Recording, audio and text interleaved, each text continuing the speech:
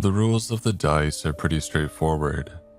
The higher the number, the greater the luck. Double sixes is the golden result, obviously, but you won't be punished or penalized for a roll of double ones. I mean, their effect will be so marginal that you may as well not have bothered, but you won't be subject to bad luck as such. Not from the dice, at least. They work better if you have something particular in mind when you roll, and the results have the potential to be noticed immediately, dependent on your focus, of course. So why not roll all the time then? Why not just roll and roll and roll and reap the unending benefits? The answer is that unfortunately, the use of the dice comes at a cost, as you're about to see. Sat in class as I am, watching my schoolmate Reese awkwardly fumble his way through his presentation, I feel the sweat button drip down my back. I shift in my chair, reaching a trembling hand out for a bottle of water to soothe my death-dry throat. I'm terrified. It'll be my turn to go up there soon, to present, to give my presentation to the class. But I'm not ready. I doubt that I'll ever be ready. But hell, I barely even know what I'm going to say. I just kept putting off the preparation, putting it off and putting it off. I glanced to the clock, again, willing the hands to tick by faster, for the lesson's allotted time to run out. This is my worst nightmare. I hate standing up in front of others, I just hate it. But Reese's presentation is winding down. I know it and he knows it. He's answering questions from the class, but the early signs of relief are all there. He's getting ready to check out. How I envy him. Another glance up at the clock. There's time to squeeze in one more presentation, I can tell. I squirm in my seat and try to avoid making eye contact with my teacher. I feel the weight of her roving eyes. Don't pick me, please. Please don't pick me to go up. Don't pick me. I pray silently. But she will, I just know it. I can sense it. Unless... My hand brushes against the shape of the two little cubes in my pocket. My fingers itch. I could do it. I could roll the dice. For something so trivial, Nathan. Are you insane? She might not pick you anyway. And even if she does, so what? You think anybody here is going to remember your presentation in a week's time? I'm sure you prepared enough as it is. All very logical thoughts. Very logical indeed. Entirely worthless though, of course. Meaningless in the face of my impending panic. Reinforced with an army of anxiety. They fly the banner of fear, and it is fierce. Reese, with an almost audible sigh of relief, has finished his presentation. The tension in the class breaks way into a polite round of applause, and now it's my chance. Now is my chance if I'm going to take it. So I hastily reach into my pocket and draw from it the dice. They are carved of a reddish wood and only ever so slightly heavier than they look. I raise them to the desk in a shaking hand, and I roll.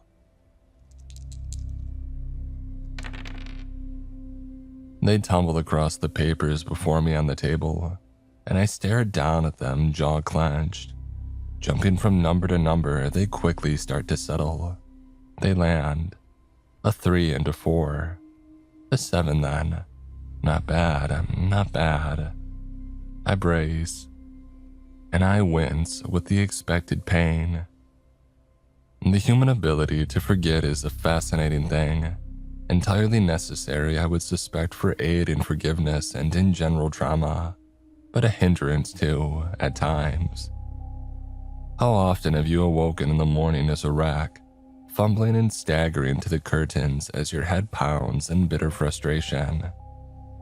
Tonight, you tell yourself, tonight will be the night that I change my ways. Tonight I will go to bed early, I promise. And how often have you broken that promise? By nightfall, of course, as we so often do, we have forgotten how we felt in the morning. My own memories of the pain of the dice and more are returned to me in this moment. I sweat and fight to remain as still and as inconspicuous as possible, and I feel the process beginning, as I feel my flesh begin to slice. It's not as dramatic as I'm making it sound. They're like long, thin paper cuts really, but how do they hurt? The first three comes more or less together, and it's difficult to identify their sources, but the fourth is clear. I feel it down my side. Again, difficult to tell without looking, but it feels a couple of inches long at least. The fifth cut slices along the side of my left foot, and I clench my toes in pain. Cut 6, I can feel tear through the upper layers of skin on the back of my neck, and the 7th drags across my chest, as if I'm being carved up by the tip of a sharpened blade. I breathe through my nose, controlling my breathing as best I can. Some of those will have drawn blood, I know. Perhaps not a lot, but they'll still show up clear on my white shirt if they have. The uniform policy here is relatively strict, but it's the final lesson of the day, and I can probably get away with putting my coat on to cover, just as long as I'm not called up to the front, just as long as I'm not called up to perform my presentation. I stow away the dice and glance up to my teacher, heart pounding. Her eyes meet mine and my pulse jumps wildly, but her scanning continues. There's time for one more, I think, she says as Reese settles back into his seat. Alicia, let's hear yours. I slump back into my chair with relief, wincing a little as the freshly formed scar on my back rubs up against the chair's hard plastic. I cautiously lean forwards to draw on my coat as my heart rate starts to come down. Yeah, I was an idiot for using the dice for such a mundane occurrence, but what's done is done. They've saved me again. I won't blow this opportunity. My presentation will be ready by tomorrow, and I'll be prepared. I never used to bring the dice to school. It seemed a foolish thing to do. They've been in my possession for around a year now, but for the first 10 months I used them pretty much exclusively at home in my room, sparingly and fleetingly, for only the most important of moments. The scars typically fade after about a month or so, provided that they're not too deep, and aside from a couple on my face that I do explain away, and one particularly unfortunate use of the dice which saw 3 of the cuts appear on the same wrist, they haven't caused me much trouble. I cringe now as I recall that latter memory. I was wearing long sleeves at the time, but one of them came down and my mom saw the result. As with the scars on my face, I managed to explain them all away, but that was still a difficult conversation. A difficult conversation indeed. But yeah, as I said, aside from those rarities, typically no one notices the scars. I'm careful around my family, and hey, it's not like any girls are going to be seeing me without my clothes on anytime soon. I'm 16, but I'm a loser really. They're not interested in me. I don't blame them, but it's still frustrating. I shouldn't complain. I have a small but good group of friends. All dudes, of course, but hey, I have more than many and it could be worse.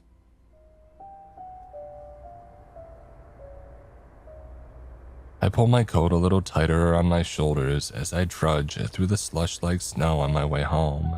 My breath fogs and a little cloud around my mouth. I started bringing the dice to school about 2 months ago, after a bad altercation with our resident prick. He's a bully, I guess. Not in the beat you up and take your lunch money sense of the word, but he seems to love to exert his dominance. He's about a half-foot taller than everybody else and he just doesn't give a crap. He doesn't care about anything and that gives him a certain power. His name's Dean and he picks on me because I'm an easy target, and I know it, but only when he can be bothered. The incident in question, however, did actually see him get physical. After a torrent of banterous abuse in the locker rooms, he started making jokes about my sister, to the laughter of all the guys around. I forced myself to laugh too, and I tried to brush it off, to diffuse the situation. I clenched my fists. I hate that I did that. It frustrates me so much to think about it. But it culminated with him shoving me to the ground when I eventually tried to get away. He called me pathetic and laughed some more. It's quite possible that he saw a few of my scars as well, though he didn't mention them at the time. The thought that he might be holding on to the knowledge to weaponize at some later time scares me quite badly. I fume quietly as I approach the little bridge that leads me through the park and back to my house. It's a nice looking thing made of stone and it overlooks a rushing stream, one that goes much faster than it appears, they tell me. Underwater currents or something. The water level is higher than normal right now thanks to the melting snow, and it calms me down just stopping for a moment and looking over the edge, down at the rippling water. I breathe. I started bringing the dice to school after that incident with Dean. I used them occasionally to ensure that I would be lucky enough to avoid him, or that he would simply not take any interest in taunting me in that particular day, if I suspected he was in an irritable mood. And they've served me pretty well so far. An echo of a sting across my side reminds me of the cost, and I sigh as I stuff my hands into my pockets and continue on home. I barely sleep that night. Worries about Dean and about my presentation swirl malevolently around in my mind, blurred with dreams about a girl that I have a crush on, a girl in my year called Louise. Embarrassingly, I've used the dice on her in the past too. I only rolled a 5, but that same day the seating plan in our history class was changed, and she ended up being seated next to me. We chat occasionally in those lessons. She has a boyfriend in the year above, but whatever. C'est la vie. It's pretty common knowledge that Dean likes her too, so I get a perverse sense of satisfaction knowing that she likely talks to me more than she talks to him. Could be one of the reasons that he hates me so much, I don't know. He probably doesn't hate me at all. He certainly won't spend as much time worrying about me as I do him. School life. It sure is shit. I awake the next morning with a cluttered and chaotic mind, and even after a night preparing my presentation, I still worry. I still fear that it isn't enough. So with the behavior of an addict, before I've even brushed my teeth, I grab the dice from my side table, and I roll them across the floor.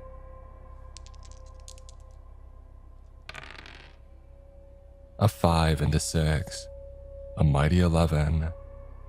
I cry out a little in pain as these scars are sliced across my skin. One cuts right through a scar from the previous afternoon, and fresh blood starts to leak down my side. Another cuts up the back of my neck just behind my ear, and another slices down the side of my pelvis. God's sake, I mutter through gritted teeth as I ride out the pain. I have to stop doing this, I have to stop. I'm using them too much, like way too much. As the day progresses, however, they do nonetheless seem to pay off. My presentation goes fantastically. I'm selected to go first and it goes without a hitch. No one seemed to notice or care about my nerves. I spoke with easy flow and I didn't forget a thing. And to top it off, the person who presented after me ended up sneezing mid-speech and snorted a load of snot all over their papers, much to the amusement and disgust of everybody in the class.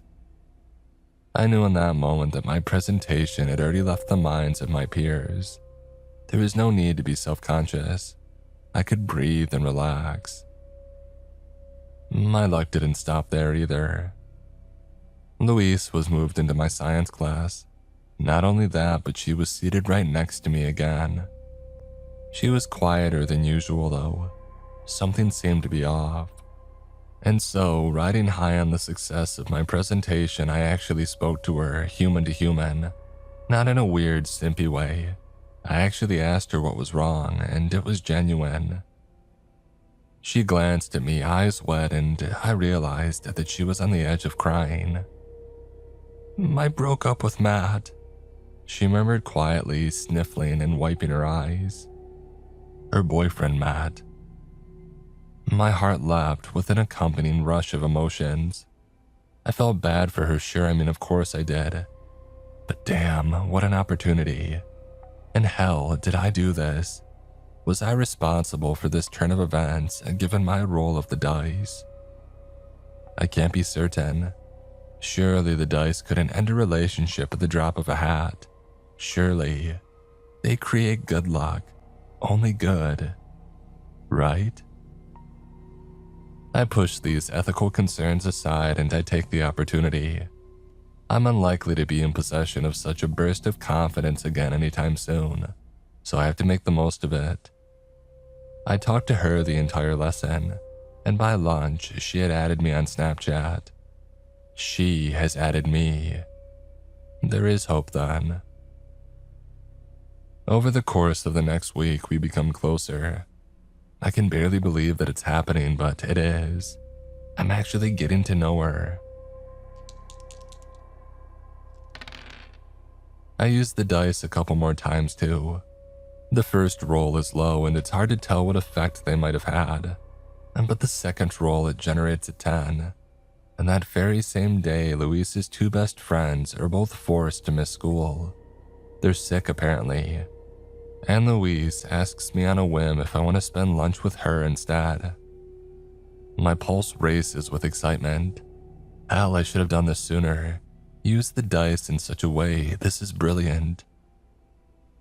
We spend the whole of lunch just talking, though at one point she playfully punches me on the arm, and I have to fight back a sharp spread of sudden pain as her fist connects with a series of crisscross scars beneath the sleeve.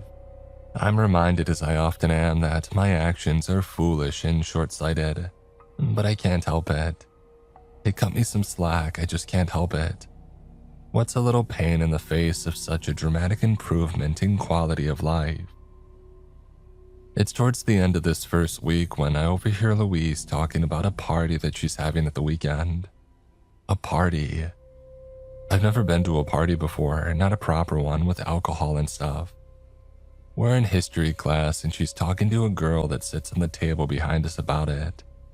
My mouth is at once completely dry. "Invite me," I urge, channeling my willpower. "Come on, please, invite me." I think about telling the guys that I've actually been invited to a house party. The house party of a popular girl. They'll flip. But I'm getting ahead of myself. "Come on, Luis," I think, "just invite me. This is my chance to make myself. Please invite me." All sorts of crazy shit happens at parties. Maybe I'll get a chance to try and kiss her. She turns back to me after a minute with a smile, but there's no invite. I think about mentioning it.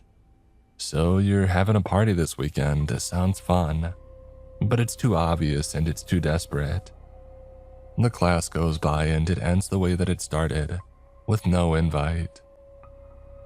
I think you know where this is going by now. I promised myself that I would cut down, but I can't. Just one more roll. And there's only one class left in the day and Luis isn't even in it. I'm usually quite careful with the dice, but this time I just wait with agitation for the masses to disperse. A quick glance to either end of the corridor and I crouch down by the wall. I fumble for the dice and I roll.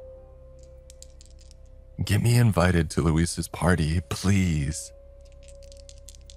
The dice clatter and bounce across the wall. Ideally, Dean won't be there either. Come on, dice, do your thing.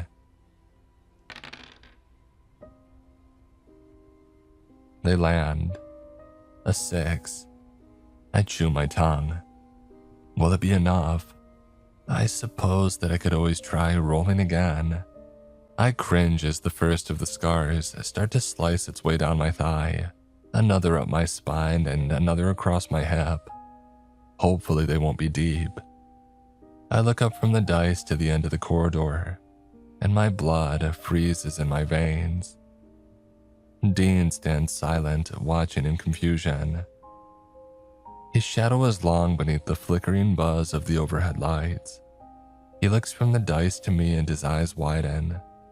He stares in surprise as the thin scar of an invisible blade cuts from the edge of my jaw and down the side of my neck to my collar. And Dean watches in growing alarm as these scars slices its way down my jaw and neck, and all I can do is stare back in frozen panic. A couple of these cuts definitely draw blood, but I barely even notice. I've never seen him like this before. He's always so sure of himself. He opens his mouth as if he's about to call out to me down the hall, but a teacher appears suddenly from around the corner on the opposite side of the corridor. "Dean!" he barks, snapping his fingers. "Don't make me tell you again. Get to your next class." Dean's eyes flicker over to the teacher and I grab the dice, hastily stuffing them into my pocket and stumbling to my feet, half walking and half running away and out of sight. "Oi!" the teacher shouts after me, but I don't think he saw who I was. I'm certainly not going back to find out. I push through the door into my final lesson of the day, apologize for my lateness, and shakily settle down into my seat, pulling up my collar to hide my latest cut. A trickle of blood runs down my wrist, and I hastily try to wipe it away. My friend who sits beside me whispers over, "Nathan, you alright, mate? You don't look so good." All I can do is nod and smile weakly in response. He saw. Dean saw. The worst person who could possibly see me use the dice saw me use the dice. What shitty luck. How delightfully ironic. I can barely focus through the class. I can't stop fretting and worrying and glancing to the door. I'm half expecting him to burst right through at any moment, but he doesn't, of course. The dice do pay off, though. The 6 that I rolled was sufficient, and it happened. Louise bumps into me on the way out of school. She doesn't live too far away from me, but she gets her parents to pick her up. I prefer to walk. It's by the gates that she sees me, and it's as if a light bulb goes off in her head when our eyes meet. "Nathan, oh, I'm glad that I caught you actually. I can't believe that I forgot to ask. I'm having a party tomorrow. Do you want to come?" The elation that I should be feeling is overshadowed by the impending sense of dread that now haunts me. I force a grin though and tell her that I would love to come. She seems pleased. "Great, I'll see you then. Wear something nice," she says playfully as she waves and disappears into her parents' car. I consider this phrase as I walk home, searching for some secret meaning within it. Wear something nice. It gives me something pleasant to think about, at least, and it's not a particularly free-spirited walk home. By the time that I've reached the bridge that I must have glanced over my shoulder a dozen times or more, anxiously looking out for Dean. Does he know where I live? No, that's ridiculous. No, why would he? I think about using the dice that evening, but there's little point really. I've used them far too much these past few days. I'll survive without them. I can survive for one night. Saturday, I spend preening and preparing. I sneak into my sister's room and borrow some of her makeup to cover up the more noticeable scars. It's a practice that I've gained some experience in these last couple of weeks. I have to be subtle though, of course. The makeup might end up being harder to explain than the cuts if I don't get it just right. The hours fly by. The time at which I'm due to head over to Louise's draws closer and closer. The little wooden dice sit tantalizingly on my desk, and my fingers itch every time that I pass them by. "You don't need them, Nathan. You can do this without them. Everybody else on Earth manages, and you can too. You don't need them, you don't need them. I look at myself in the mirror about 100 times over the course of the day. Ridiculous, I know. But I don't know when or if I'm going to get a chance like this again. I need to make a good impression. My parents think that I'm just going to stay over at a friend's. My alcohol is hidden at the bottom of my bag, and it clinks softly and subtly as I hastily shout goodbye from the front door and push on out into the night. The dice, as small as they are still a very comforting weight in my pocket. Yeah, I brought them. I haven't used them yet. I resisted the urge, but I couldn't leave them at home either, not on a night like this. I just couldn't. So I decided at the last second to grab them off my desk and bring them along. You know, just in case. My heart pounds as I approach her door, almost to the beat of the muffled music that I can hear within the walls.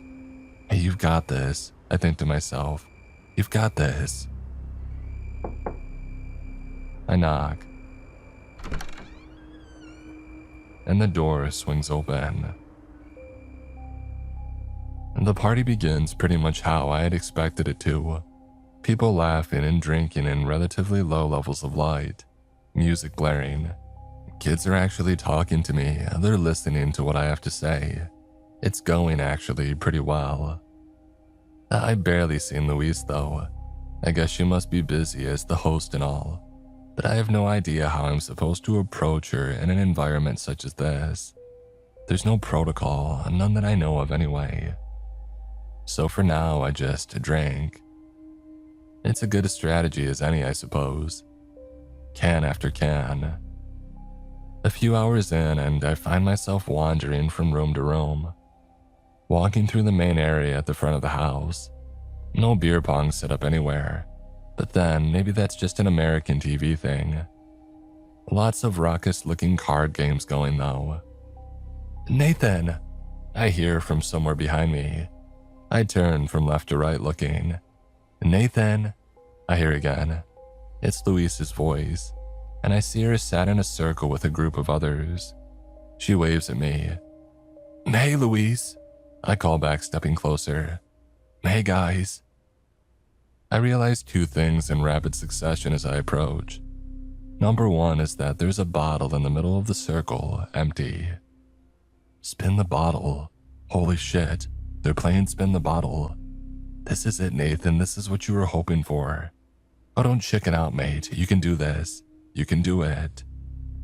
And number two, my mood and my confidence drops almost instantly as I realize the power of the 6 that I rolled on the dice has only gone so far. As Dean, to my dismay, is amongst the crew. He's clearly on the verge of wasted already. He leers at me, spilling a little of his can onto the floor as he turns. Hey, kiddo, come join the party. Shit.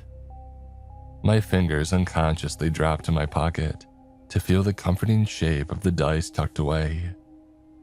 My body knows what I'm gonna do even before my mind has decided upon it. Yeah, I'll be right back, I call over. Louise raises an eyebrow. What? Come on, Nathan, come play. I pull out my hands and laugh awkwardly as I back away. Honestly, I'll be right back, I promise. And before anybody can say another thing, I've retreated into the crowds, hastily pushing my way through and up the stairs along the corridor, and shutting the bathroom door tight behind me and stumbling a little as I do so. Shoot, Dean's not the only one starting to get drunk here. I grab the sink for balance and I look at myself in the mirror. I look pretty good, I think. Eyes a little bloodshot, but otherwise on form. I dip my head for a gulp of cool water, and then I pull back and crouch to the floor. Dice, I mutter. Dice, don't fail me now. I really need this game of Spin the Bottle to go well. You know what I'm hoping for. Come on, let's do this. I'm also hoping that the alcohol in my system will dull the pain a little, and I roll.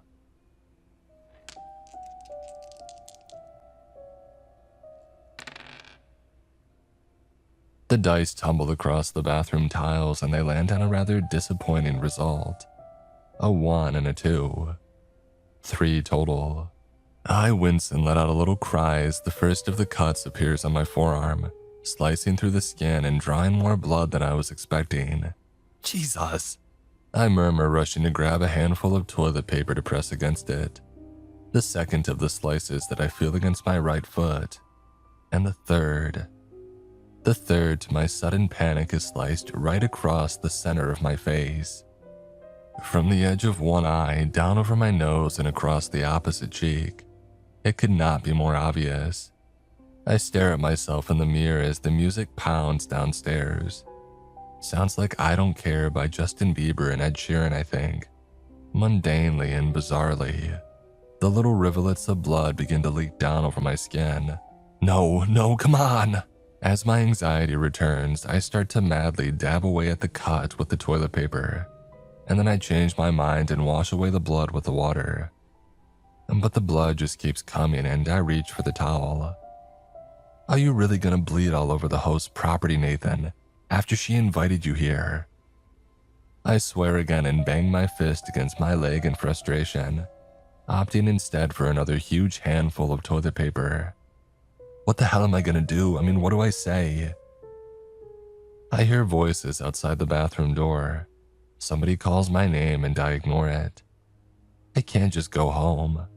My parents would have a whole host of questions as to why I had chosen to abandon my friend in the middle of the night.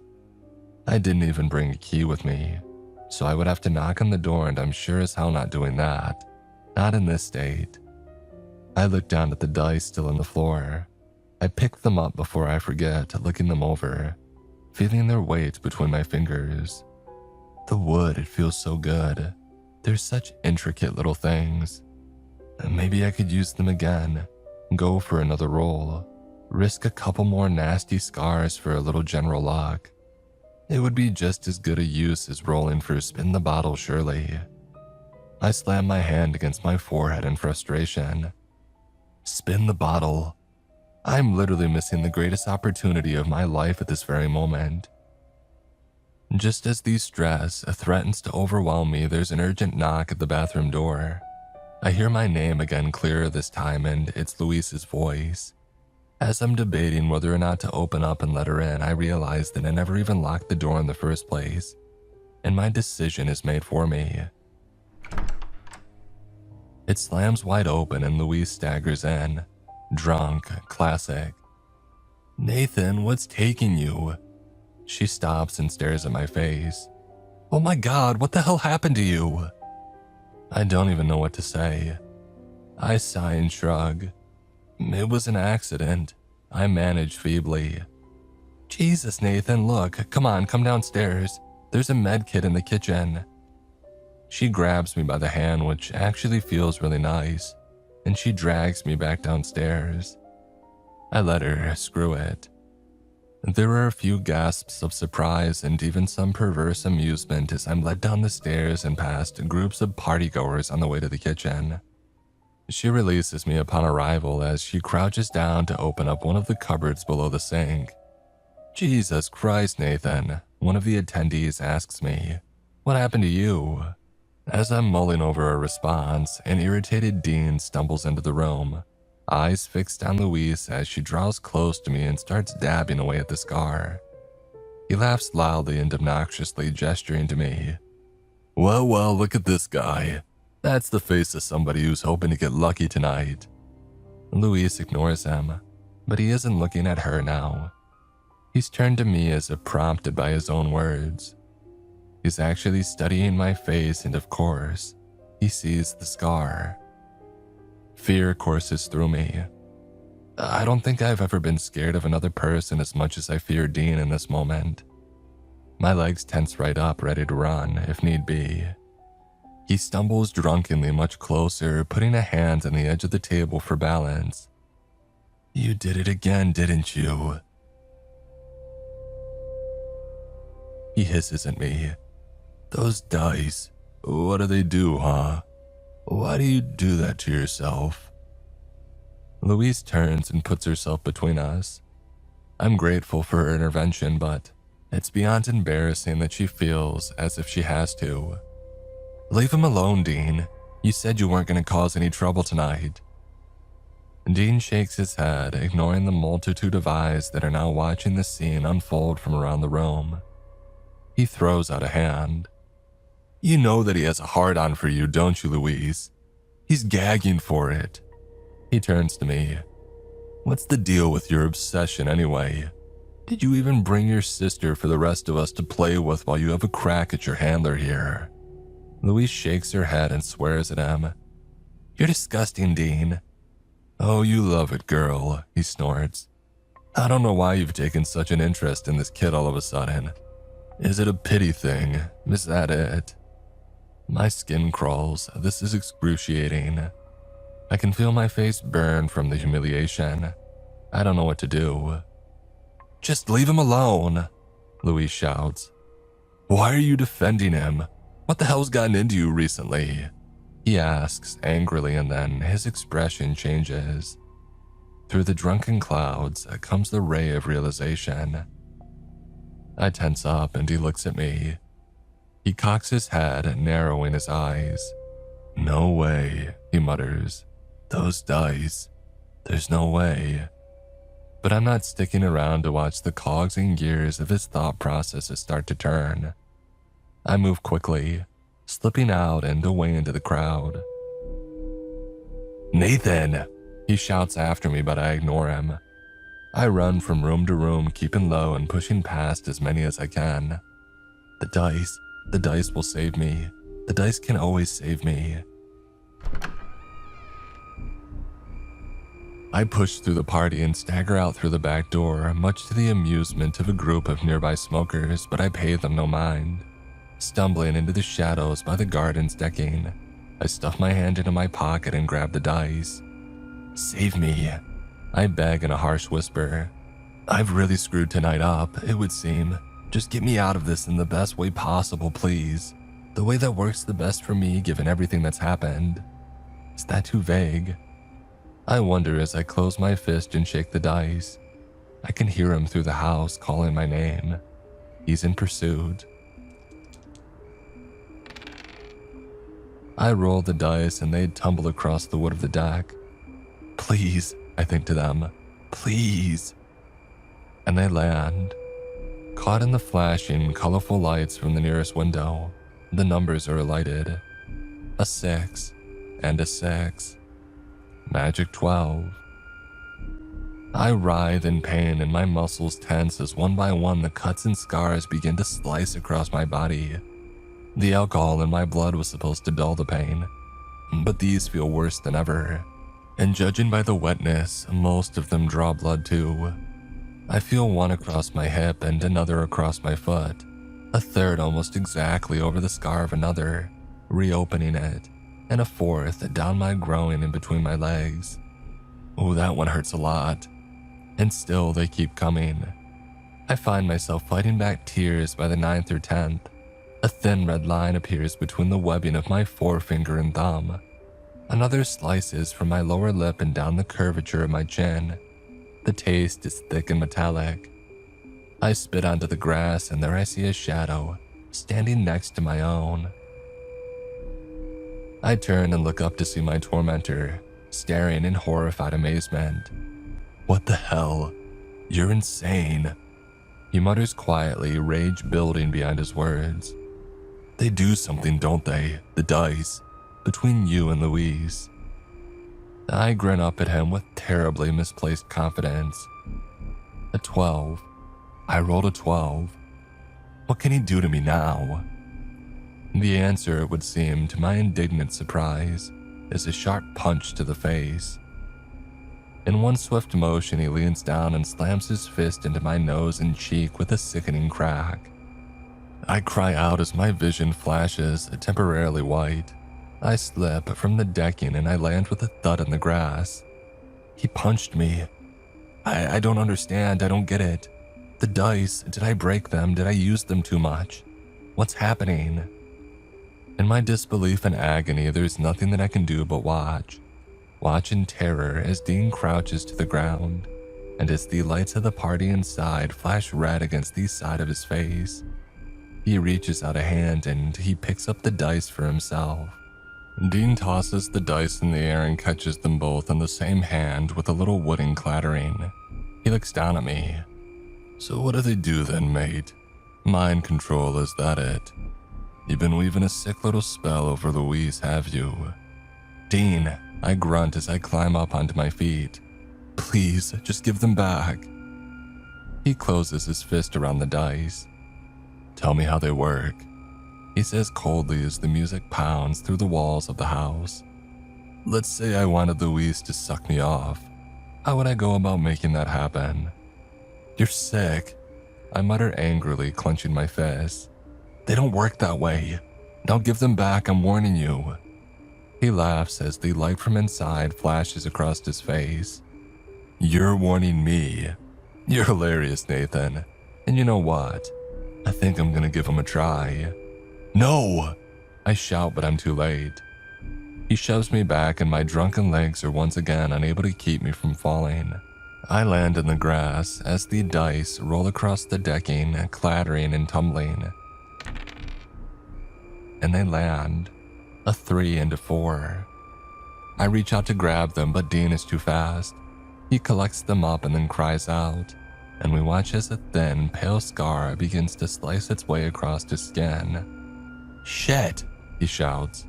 Our palaver has garnered the attention of the smokers, and they've started to make their way over.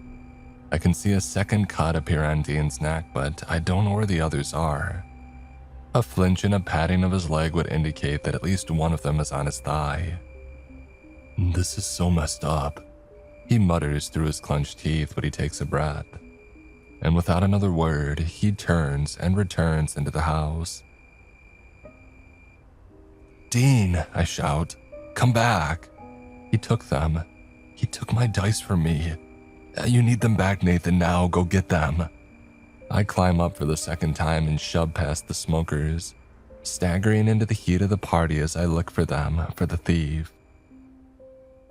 There are gasps of shock and surprise as the more sober attendees take in the redness and rapidly forming bruise on my now thoroughly busted up face. It'll only get worse as the night progresses too. I know it, but there are greater priorities at hand. He rolled a 7, what's that going to do for him? They wouldn't make Louise. I curse in frustration and disgust. They wouldn't, they can't. That's not luck, that's sick. There's no way. But my thoughts are a mess. I'm still struggling to process what happened. I rolled a 12, and yet I just don't understand. My stomach, oh God, I've drank too much tonight.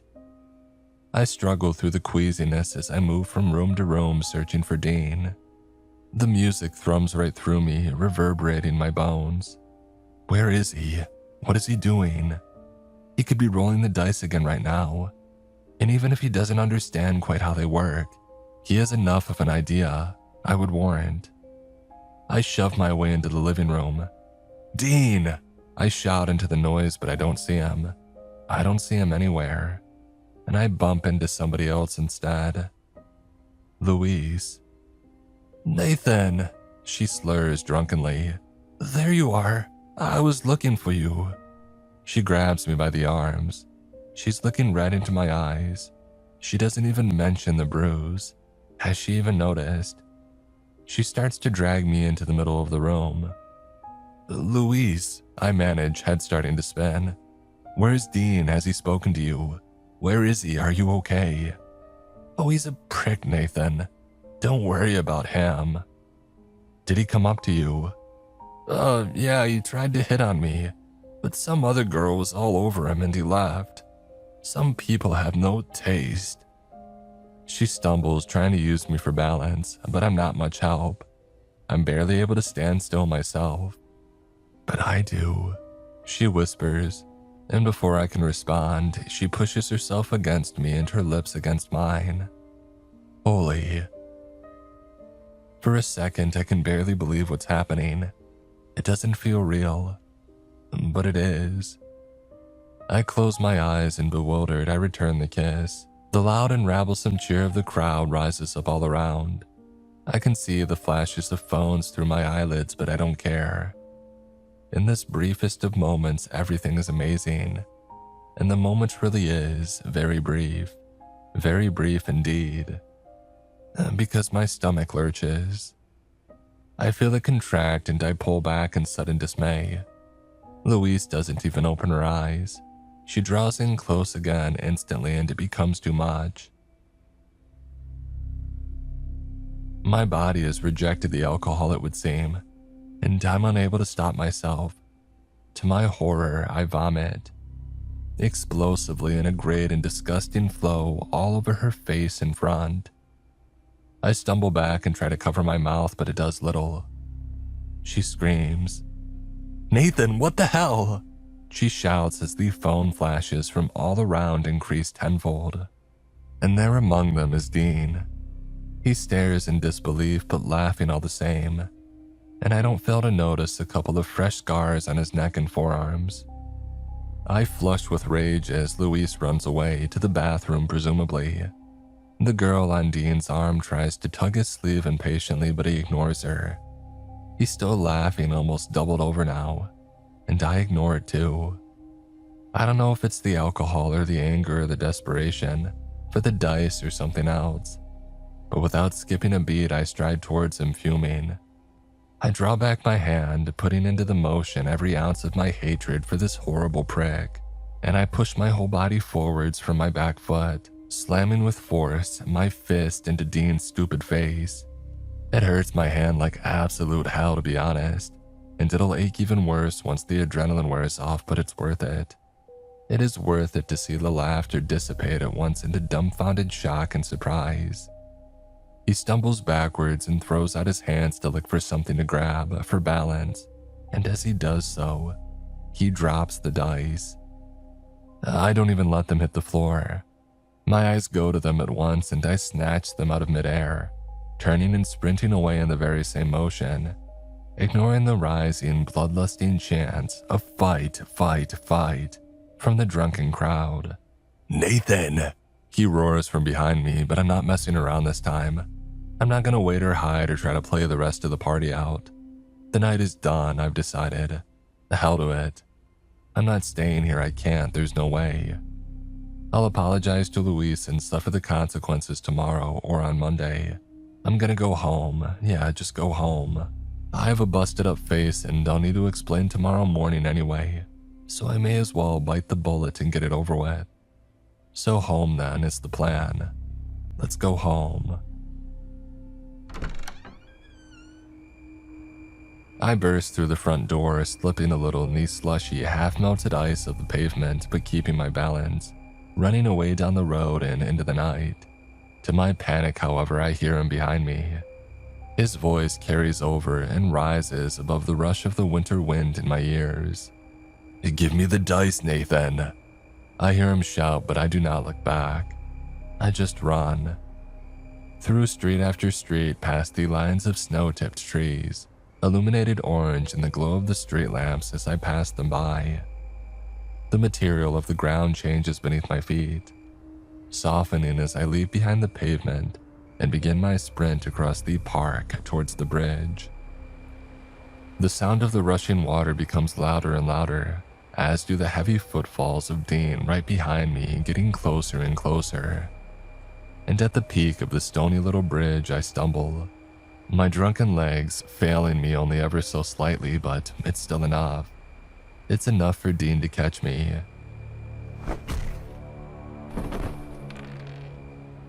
He shoves me in the middle of the back and I tumble to the ground, dice slipping from my fingers, rolling onto and over the cobblestones. Double ones. I grimace as these scars slice their way across the back of my hand and the heel of my right foot. I crawl across the cold stone and reach out, but Dean swoops down and grabs them up before I can get to them.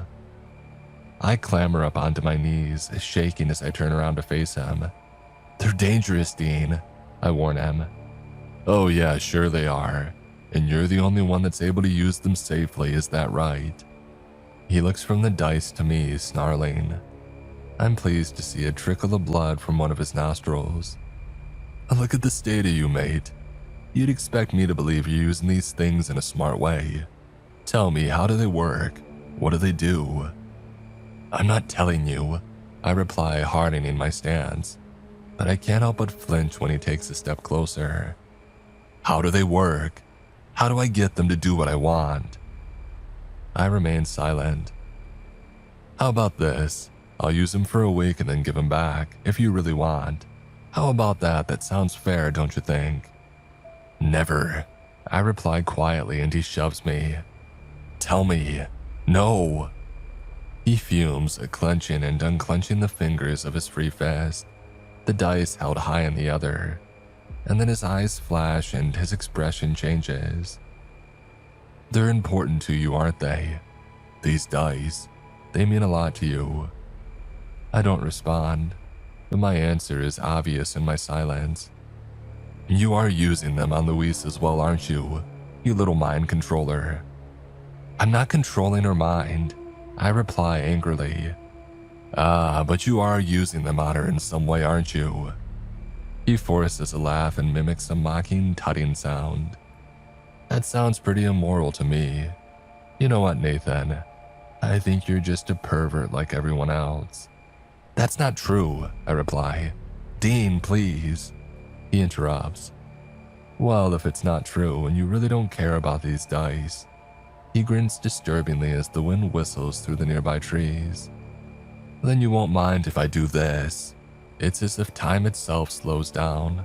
I watch it happen in painstaking detail, but I'm unable to compel my body to move with a fast enough response. Dean pulls back his hand and decides a cataclysmically on the scorched earth approach.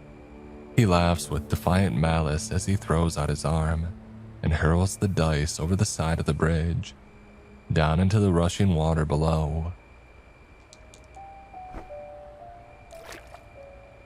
No! I shout in distress, legs returning to life as I rush to the edge and stare over the side, watching the dice disappear beneath the surface of the fast-flowing stream. And just like that, they're gone. You idiot, I murmur bitterly. Do you have any idea what you've just done? Those dice, there's nothing like them on Earth. And you threw them away, just threw them away. To what? To spite me. You're insane, mate. You're a lunatic. And Dean replies with another loud laugh. I turn to face him slowly and angrily, but a curious thing happens next. Something I don't think that either of us quite expected. But in hindsight, it makes a great deal of twisted sense. The laughter is struck from his face as he grunts in sudden discomfort. He looks down at his forearm, and we both do, and we watch in surprise as a scar slices its way across his skin, pale and white beneath the silvery light of the cloud-shrouded moon. And there's a tense pause. What the? He begins. He flinches as a second scar cuts down the side of his neck, and then a third across the back of his hand. Ow! He shouts, lifting his shirt to see two scars appear at once across his lower abdomen. Make it stop, he mutters, as another of the cuts slice up and over his chest. Make it stop. But the slices keep on coming. He twitches and writhes and curses in growing pain as he's steadily covered. He panics. He rushes forwards and grabs me by the shoulders. What's happening? How do I make it stop? Did you do this? Nathan, what have you done to me? I stutter feebly in response. I have no idea what's happening. No, I don't. And I think Dean can tell. He can see the uncertainty in my face. Christ! He shouts as he slaps at his own arms, scars appearing all over them now. His shirt is a pale gray, but it starts to darken in certain places with spots of what I can only assume must be blood. I see the veins in his neck tense up as he staggers to the edge of the bridge, grabbing hold of the stony side for balance, swearing and cursing as a line appears on the right side of his face, down his cheek and into his top lip. Nathan! He shouts again. He seems afraid now. Nathan, make it stop. I don't know how, I shout. I don't know what's happening. But then perhaps I do. And I think the realization strikes us both at the same time. His gaze meets mine and we both see it in our mind's eye. We see the dice ever rolling, ever tumbling across the stony bed of the stream, pushed along by the current, halting for the briefest of moments as they're caught in the rocks, and then nudged almost immediately free, slipping and spilling their way over the stones through the water. "No," he murmurs, wincing as a particularly deep line is cut through his palm. He brings the hand to his face and leaves a bloody half handprint behind. "No." I don't know what to do. My hands are on my head. "No," he shouts again, screaming suddenly as he squeezes his wrist and raises a hand to the moonlight. It's difficult to see, but it looks like a scar has begun under a fingernail and is sliced beneath and then down the length of the skin of his finger. Blood leaks. Another forms across his forehead and cuts through one of his eyebrows. "The dice! I need to find the dice!" He sprints the length of the bridge and immediately around the corner of the stony post that marks its end. He slips down the little bank and I watch in confusion and terror as he splashes into the icy rush of the stream. "Dean!" I shout, but I don't know why. I don't know what possible advice I could offer in this moment as he forces his way through the water. The stream isn't very deep, it only goes up to his shoulders, but he struggles and screams as he dips beneath again and again, hunting desperately for the dice as his body is sliced steadily to pieces. I come a little to my senses and I actually call for an ambulance. My voice is trembling, thanks in part to the stress and in part to the cold, and I barely even remember what it was that I said come the morning. But I give our location and just under 15 minutes later the vehicle arrives. And Dean by this point has given up his hunt of the stream. I'm not sure if he's even able to continue. He lies as a wreck against the stony bank, soaked and shivering, and every part of his body is dark, stained deep red from head to toe and leaking across the rocks. Strands of skin peel back and away from the muscles as he writhes and twitches in agony. The paramedics hear him and find him almost immediately. I wait on the bridge in shock until I'm sure that they have definitely seen him. "Jesus Christ," one of them shouts, and with that, I slink away. I stumble back through the darkness step after step until I have safely returned to my home. And so concludes the story of my time with the dice. My parents went through a range of emotions upon my unexpected return. Surprise, anger, but concern mostly. I told them pretty much the truth. I just left out the parts that involved the dice. I barely slept that night. Every time I closed my eyes, I saw him. I saw Dean writhing and bloodied on the bank. He died of his injuries, I discovered on Monday. The general consensus is that he slipped and fell into the river in his pursuit of me, cutting himself up on the rocks and subsequently drowning in the process. But I know the paramedics at the least saw a clearer picture of the truth. And everyone who lives near the park knows the rocks in the stream aren't all that sharp. There's nothing but smooth stones. And kids have started avoiding me in the corridors. They would never say it to my face, but they're afraid of me now and I can tell. And a number of other curious things happen over the course of the next week, all directly related to Dean in some way. His younger brother wins some school award for academic achievement. I'm aware that typically the guy struggles. A scratch card that he bought, found in his pocket, is cashed in by his parents for $15,000. The money, I hear, covers the cost of the funeral and eases some of their other financial burdens. The weather for the entire week, a week which ordinarily would have seen Dean play for the school rugby team, was perfect. The snow melted completely away and the conditions for games couldn't have been better. And I'm also pretty sure that I heard on the grapevine that the star player of our rival school broke his foot in an accident. And Luis, well, Luis barely speaks to me anymore. The combination of recent events was likely too much. Perhaps coupled with her own embarrassment at so publicly and enthusiastically making out with me at her party in the first place. She got moved away from me in both of the classes that we share, as part of surprise changes to the seating arrangements. I actually tried to speak to her in the corridor one time, and she pretty much admitted that she was just lonely following her breakup with Matt, and that I really shouldn't look into it. A rebound, basically. And that hurt, of course, but hey, it is what it is, I guess. And with every event, each one of these moments, I can't help but wonder what might have been going through Dean's mind as his life force bled from his body. His final thoughts as the dice were carried along the bed of the stream. I suppose in hindsight it was actually rather lucky that the ambulance arrived as promptly as it did. It was really quite lucky that they found him so quickly, splayed on the bank of the stream and out of sight as he was. But even with all that luck, it just wasn't enough. It just wasn't quite enough to save him. The dice, it would seem, are not without their limits. I sigh as I watch one of my classmates give their presentation to the class. I drum my fingers against the desk.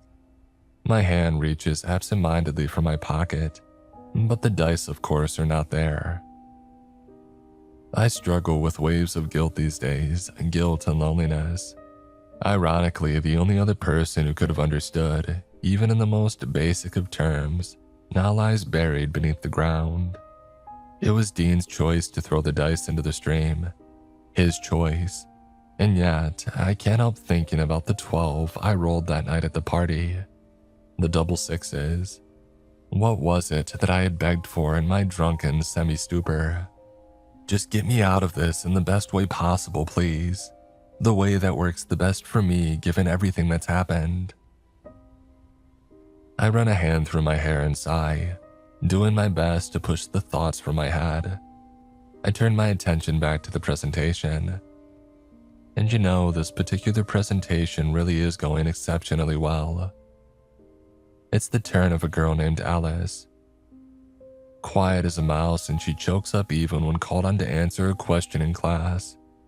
And yet here she is, seemingly in her element. I do my best not to focus on the scar that I see that marks her leg below her skirt. It's a coincidence, I tell myself. A coincidence. A flurry of leaves blow past the window. It's just a coincidence, Nathan. That's all it is, mate. That's all it is.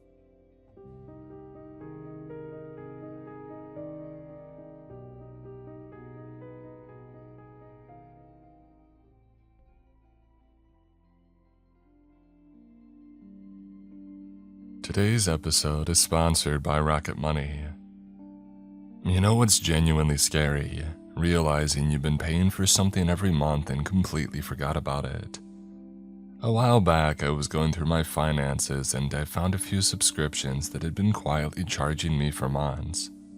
It's nothing huge on its own, but when you add everything up together, it starts to feel like death by 1,000 cuts. That's one of the reasons that I like Rocket Money. It's a personal finance app that helps you track your subscriptions and monitors your spending and stay on top of where your money is actually going.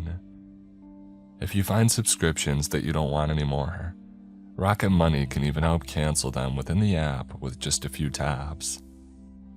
In fact, they've already helped users save over $880 million in canceled subscriptions. I also like that it automatically categorizes transactions, and it gives you a much clearer picture of your spending habits. Sometimes seeing the numbers laid out in front of you is the wake-up call that you need. Rocket Money is a personal finance app that helps find and cancel unwanted subscriptions, monitors your spending, and helps lower your bills so that you can grow your savings.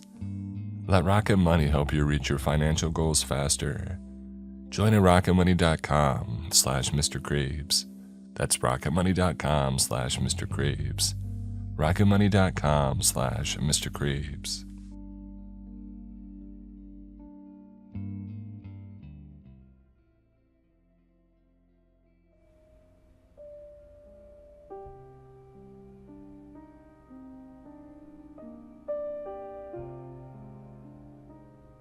Another day, another job.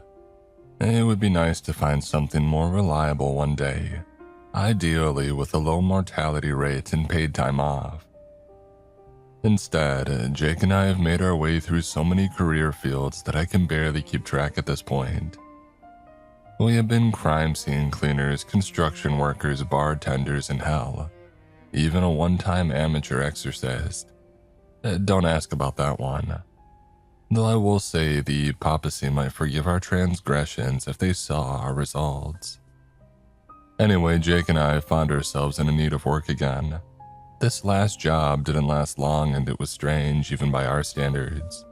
It was another cleaning gig and we figured that despite the odd description and the admittedly creepy location of an abandoned building near town, it would be alright. At least there would be no blood and bodies to clean up, and hopefully no cursed dolls hiding around in the basement either. It was about a month ago and we were looking around and found an odd listing about a cleaning crew needed for an old flea market close to downtown. Just some cover-up painting. Not a big deal considering what we had done before, and the pay was surprisingly good for such a simple job. We jumped at the chance when we found it, since it would be the first decent payday in a while. Jake and I took the van out of the building to meet the contact for the position. Jake was grinning like he always did when we were going to a new job. At this point, I figured that he got some masochistic joy out of the idea that everything might unravel around us like a curse. I was just excited for another paycheck, even if it was another cleaning gig. "Oh, come on, man. I'm sure this one will be on the level," Jake said, trying to cheer me up while frantically switching through songs on his playlist. He finally settled on Battery by Metallica, and before he cranked up the volume, he continued. "I mean, after all, what's the worst?" "Don't finish that sentence." I snapped back at him, but he just shrugged and drowned out my concern with the song. We rode on for a while longer, seeing the telltale signs of dilapidated buildings, which assured us that we were getting close. Jake checked the directions again. "Yeah, this is it up ahead. The old Mayhew's flea market. I'm shocked this place closed. Who would pass up on such fine offerings?" He chuckled sarcastically while pointing to an old defaced sign of an unpleasant-looking man in an ill-fitting suit. Jake had a point. The marketing sucked as much as the location.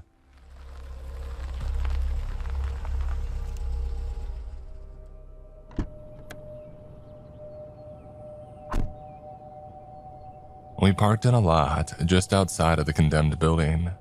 Now that we were closer, I saw that the place was fairly large, which made sense if it had been a bigger market in the past. The entire building was in a sorry state now, though.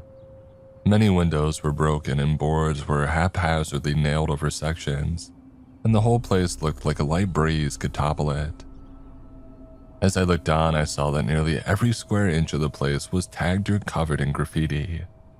There was also a strange ring of what looked like white paint on the ground that seemed to circle the perimeter. I wondered why somebody would want us to clean the place and not just tear it down and start again somewhere better. But I supposed it didn't matter. We were there and ready to work, assuming this job really was on the level. I wanted to get down to it as soon as possible.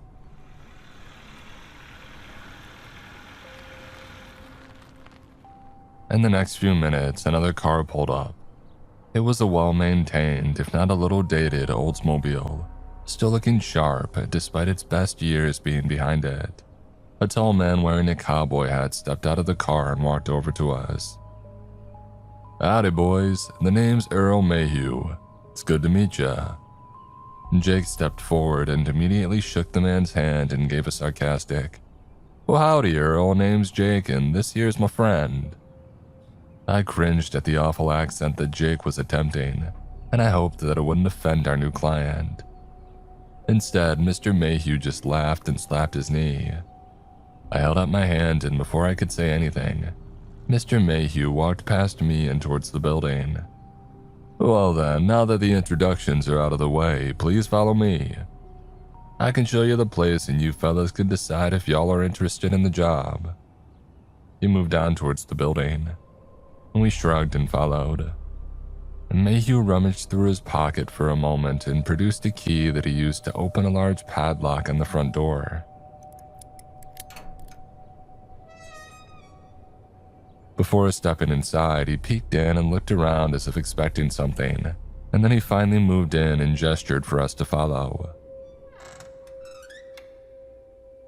Oh, I know she doesn't look like much these days, but we had a lot of good times.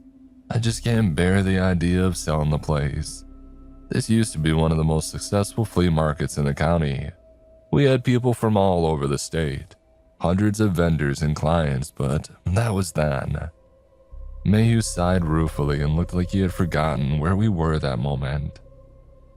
He snapped back to the present and regarded us. Oh, sorry boys, lots of memories. Anyway, come this way and I'll show you the real meat and potatoes of what I need done.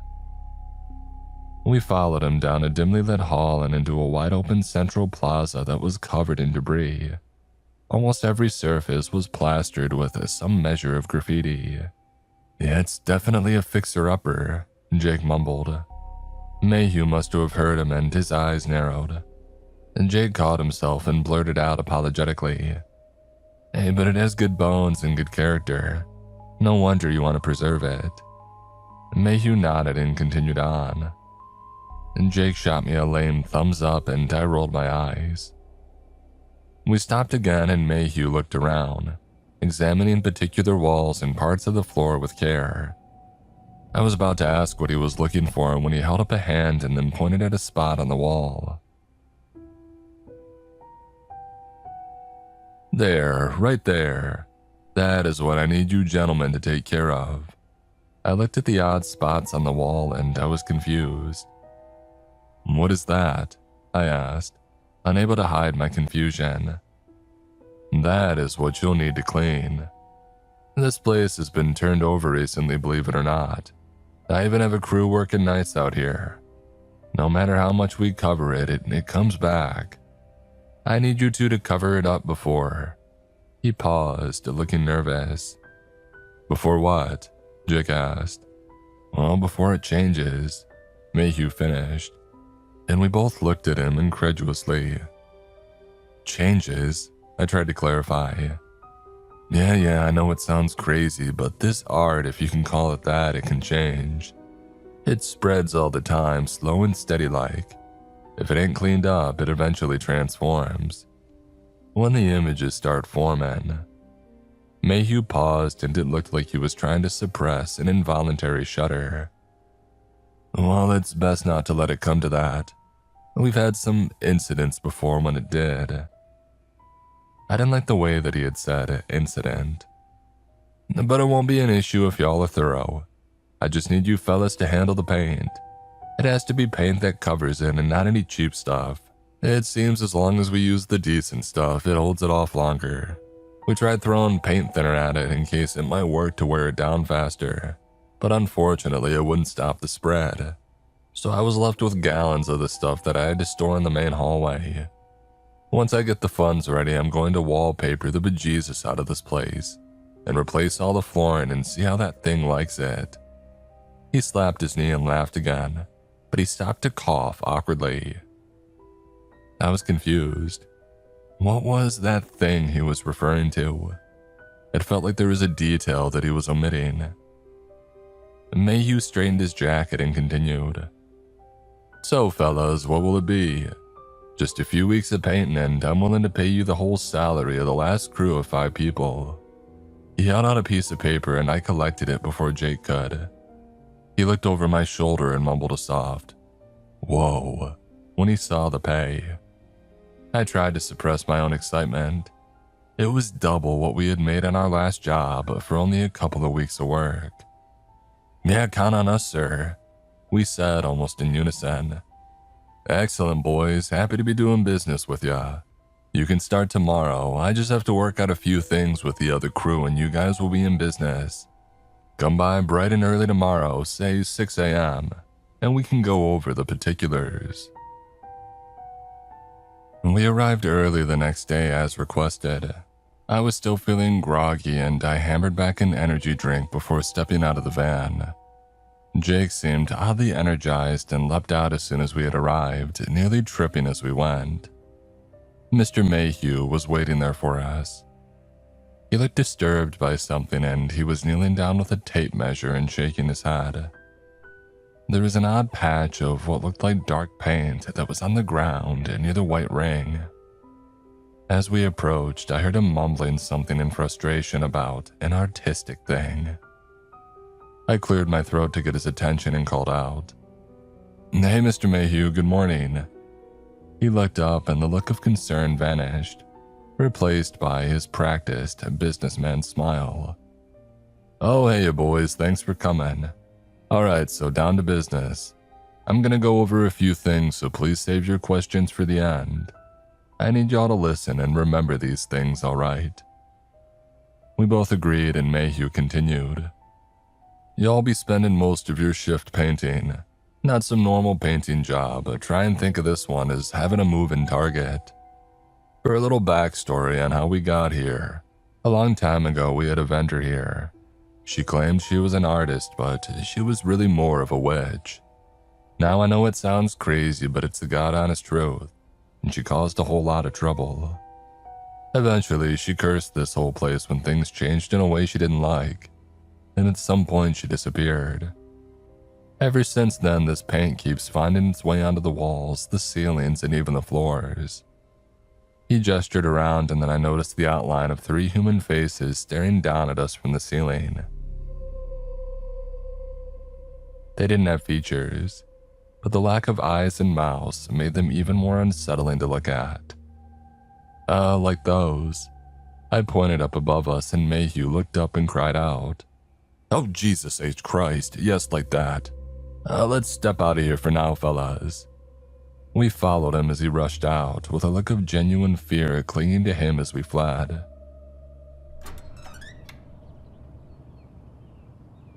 We moved out into the parking lot and he let out a wheezing gasp. "No, sorry about that, that just startled me is all. Anyway, this artist, she's been leaving these paintings and been having folks cover them up every day, and they just keep coming back. For a while I decided to leave it, but then bad things started to happen. Sellers started to leave and called it unsafe." He spat on the grounds and grimaced. "And then people started seeing things and getting hurt. Finally, an incident happened that ended up closing us down for good.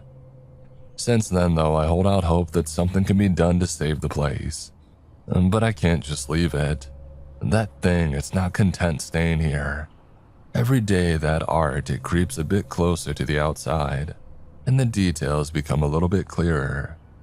When those details are clear, if you see them well, something bad happens and something that is better covered up. That's why I need you boys and the other cleaners." He cleared his throat and looked troubled. I was trying to digest the crazy story and so was Jake. Mayhew asserted his confidence again and continued. "Whatever this stuff is, it's unsafe. As bad as black mold and just as spreading. Paint over any and all of it that you see, but just be careful it don't spread out beyond this circle. Cover that mess up first." He pointed to a line in the lot snaking out from the building. "And the most important thing, if you see any faces or outlines like back in that room, cover them up right away. Don't wait. If eyes start to form or worse, the mouse." He paused again, suppressing a shudder. "Well, just cover them up. And don't listen to anyone or anything else besides each other and me. Otherwise, easy as pie, right? You guys do this well and it looks good after the first day, you can even get a bonus. But I do need y'all to sign this contract. I like to offer my people true employment." He held out some paper and Jake scoffed. "We are independent contractors first and foremost." The indignance in his voice surprised me, and for a moment I thought that it might actually be a deal breaker. And then Jake chuckled as Mayhew looked dumbstruck. "Oh, I'm just yanking your chain. Yeah, bring on the paperwork. Do we get healthcare?" Mayhew smiled again and laughed along. Fill out the paperwork and you can be eligible for health coverage, LTD, and life insurance. Mayhew showed us to a small picnic table set up near the outside of the building, and we filled out the paperwork. I saw something odd in the life insurance policy. It indicated that the placeholder beneficiary was Mayhew Industries. It seemed a bit odd, and so I asked him about it. Mr. Mayhew, this paper says the company holds our life insurance policy first. When does that change? Oh, that, he said dismissively. Oh, it's just standard policy. First 2 weeks we hold the account and securities until it transfers to your beneficiary. It seemed odd, and I was about to tell Jake to hold off. But I looked over and he had finished and was already handing his completed papers back to Mr. Mayhew. I sighed and then finished signing my own. After all, how bad could a painting job be?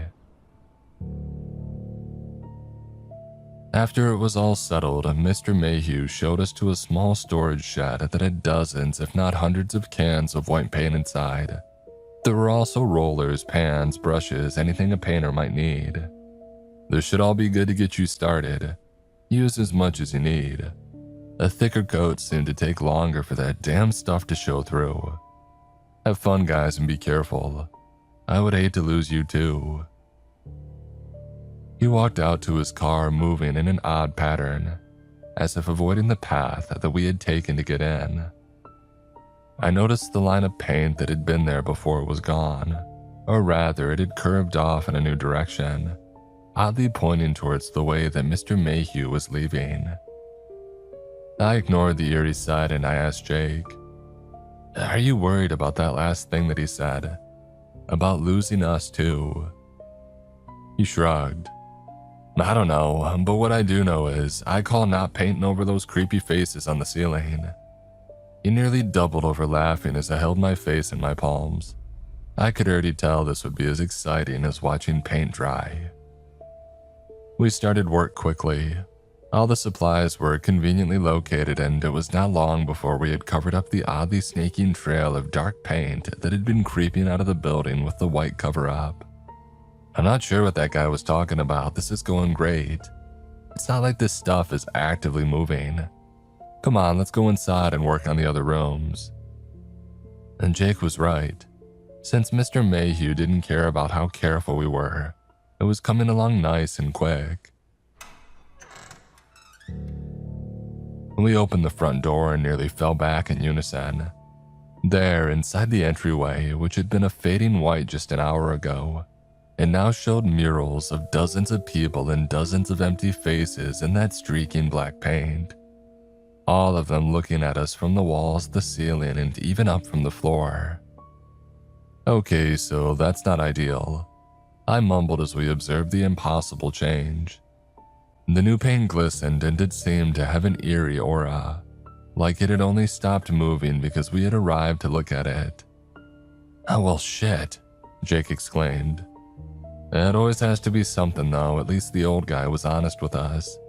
Seems we just need to cover this stuff up, or at least do as much as we can, so let's get going.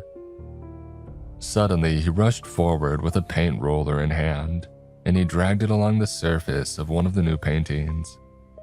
I couldn't be sure, but I thought that I felt a disturbing sense of pressure build up when he covered the area where the eyes and the face of one of the images had been. I was disturbed, but in the moment, I managed the same resolve that Jake had. We were there and we had seen crazy stuff before, plus we needed the money.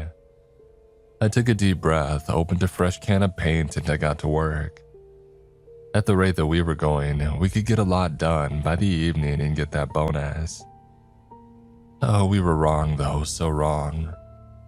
Nearly 10 hours had passed and only one room looked complete.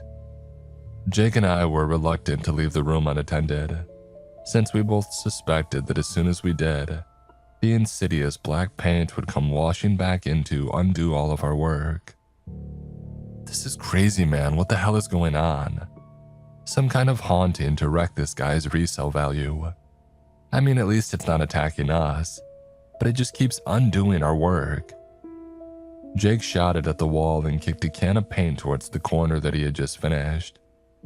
It had already started to show new black streaks beneath the surface. I know this feels hopeless, but we get paid by the hour, so even without a bonus, the money is still good. Come on, I think the evening shift should be here soon, I said, trying to reassure him. We left our supplies in the hall and walked out to the parking lot. As we neared the exit, we heard a voice shout from outside. "Nathan, where are you? You need to get out of there, it's not safe." Jake and I looked at each other confused. We exited the building and saw a truck parked next to our van and a man shouting at the building, but not moving past the painted perimeter. "Hey, there's no Nathan here, but are you one of the evening crew here to take over?"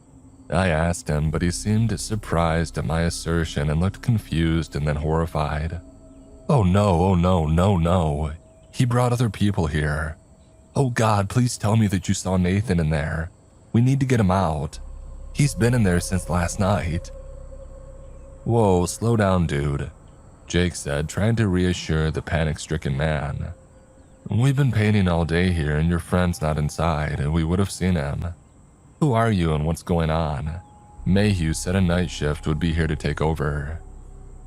The man took a deep breath and spoke in a strained whisper. My name is Roger and Nathan is my friend and fellow painter. We were hired to paint over the weird art in this building by Mr. Mayhew. That was what we were doing. Well, until something happened last night. Nathan didn't get out. Something happened and I can't remember." He looked confused and then frightened again as he struggled to recall. "I don't know what happened. When I woke up, I was back home. I tried to call Nathan, but he didn't respond. And then I started to remember things. Flashing images of faces, and Nathan staring at a wall with his eyes all messed up. I don't know what the hell is going on, but we need to get him out of there now." Before we could ask him another question, Roger forgot his apprehension about the paint perimeter and bolted past us, shouting for his friend. "Shall we?" Jake smiled and ran after the screaming painter, back into the haunted building to look for his friend. I groaned and then followed him. As soon as we had made it into the building, something felt off. The smell of fresh paint was stronger, but it also had a bizarre tinge to it, like something else was in the air. I looked with disturbed fascination at the areas that we had just painted over, and I saw the black, tar-like fluid oozing down the walls. Jake ignored the disturbing sight and rushed ahead, trying to catch up with Roger. I caught up with him around the corner, but Roger was nowhere to be seen. Suddenly, there was a shaking in the building's walls, and we retreated back to the front door, fearing a structural collapse. After a tenuous moment, I looked at the front door. There is a snaking line of paint emerging from the ground and merging into an inky black canvas that had erased most of the door's features. It was so much worse, actually seeing the paint move. It was like a living creature, and watching it gave me a terrible headache.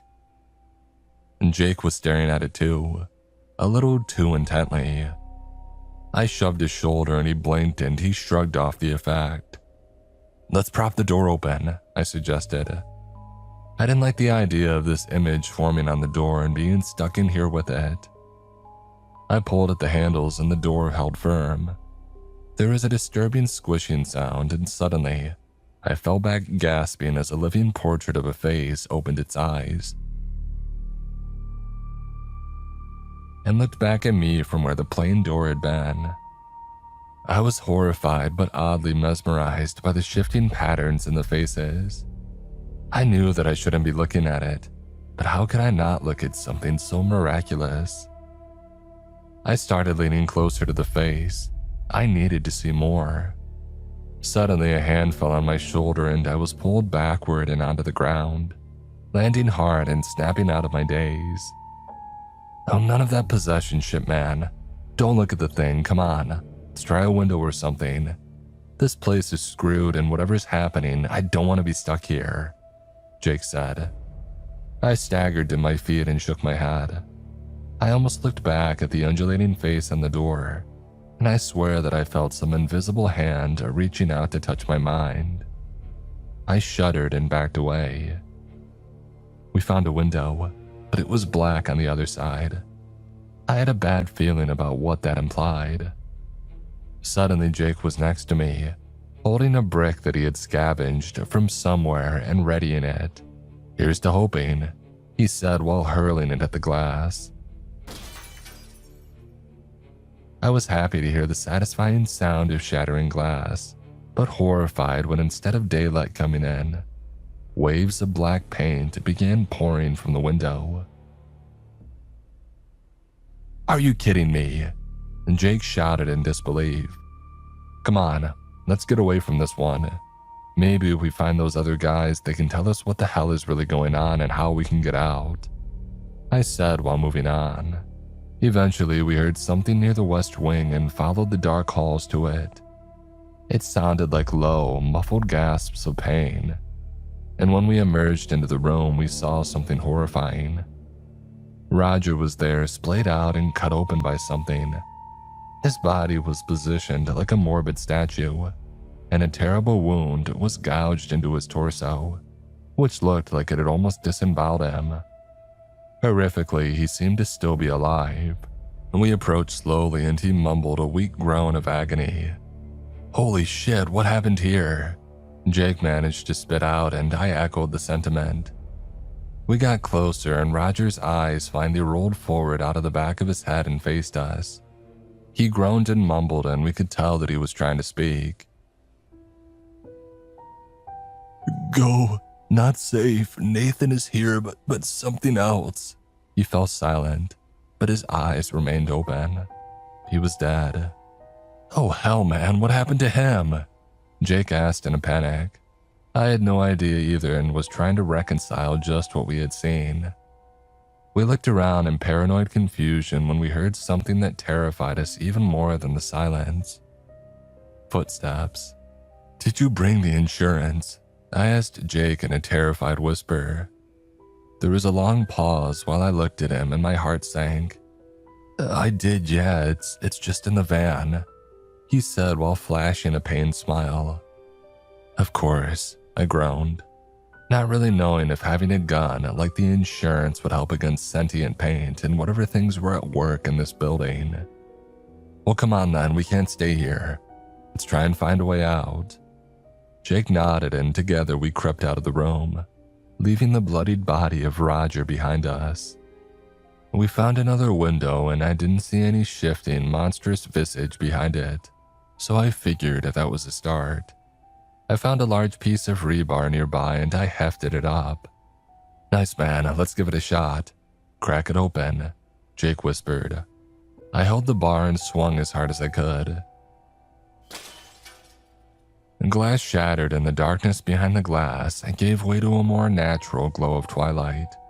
We could get out this way. I used the bar to clear the glass out of the frame. It was a tight fit, but I figured we could both get out of the building and this lot before calling Mayhew and telling him the bad news.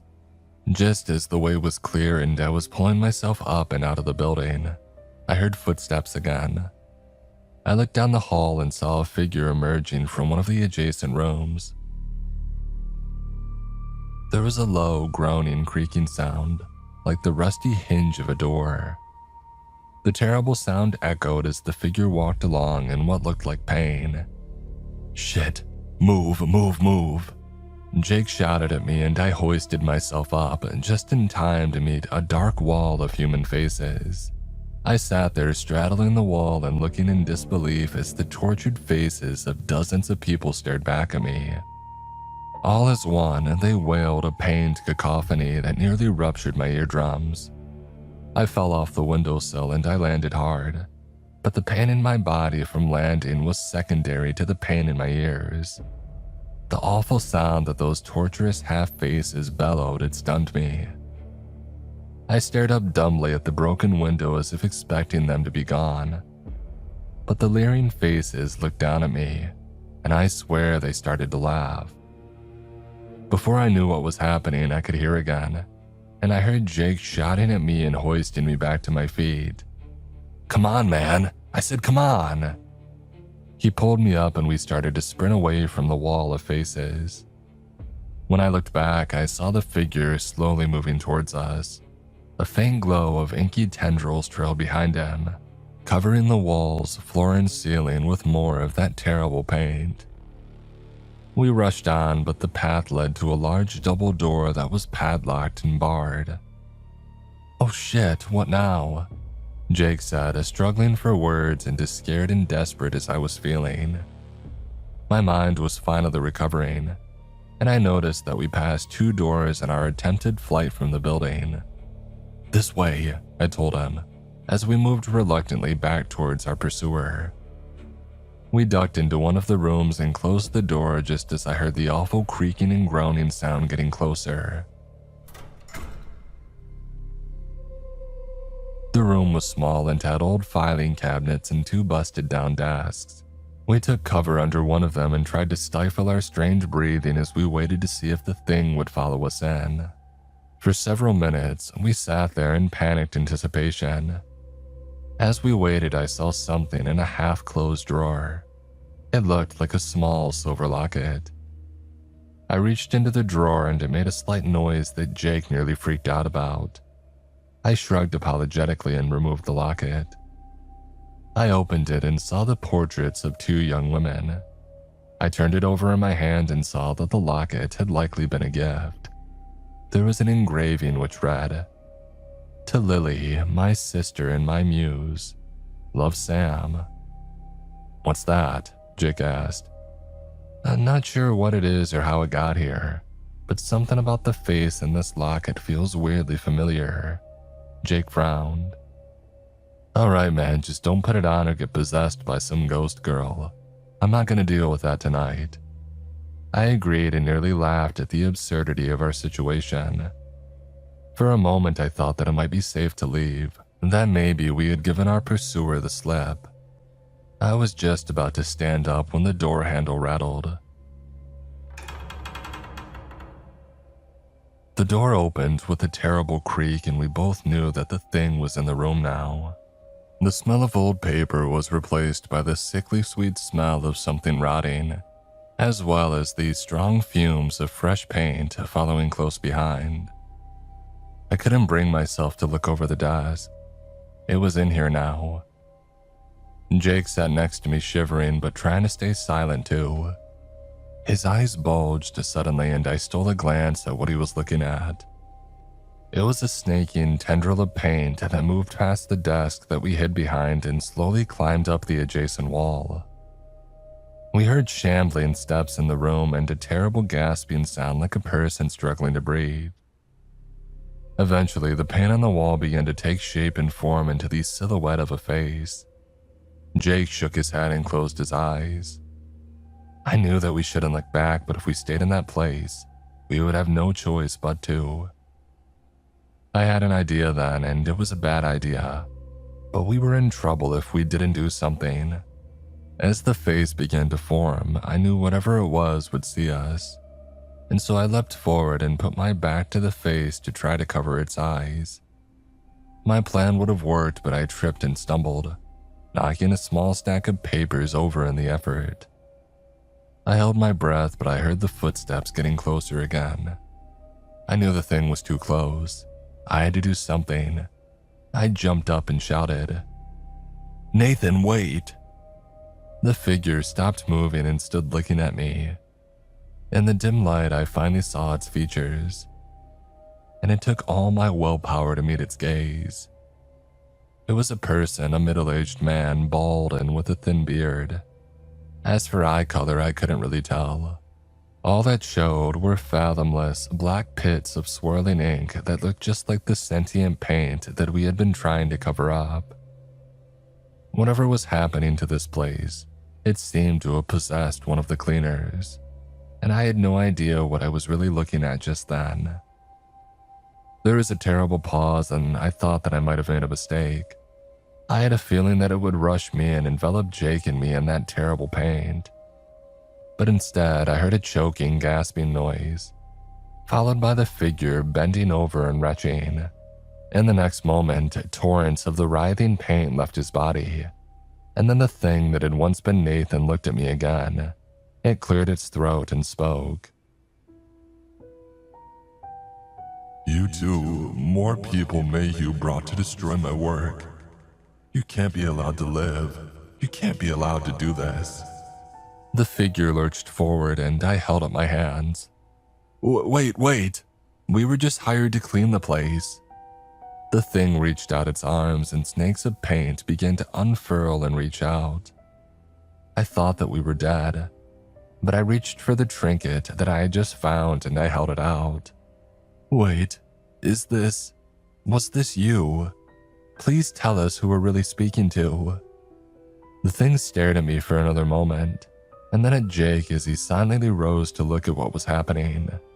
Where did you find that? It rasped. Oddly, the thing's voice softened after seeing the locket. Yes, my name was Samantha Gardner. I used to work here selling paintings that my sister Lily and I would make. The people loved our work, and for a long time this was a joyful place. And then that lecherous man, Mayhew, bought it and started extorting all the vendors.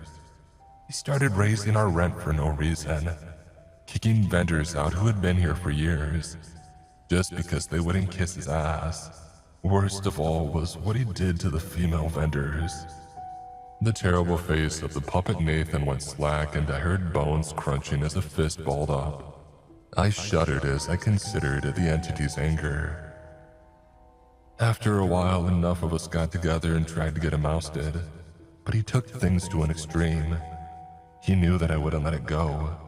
He invited me here to talk it over and tried to come to an agreement, and then he killed me.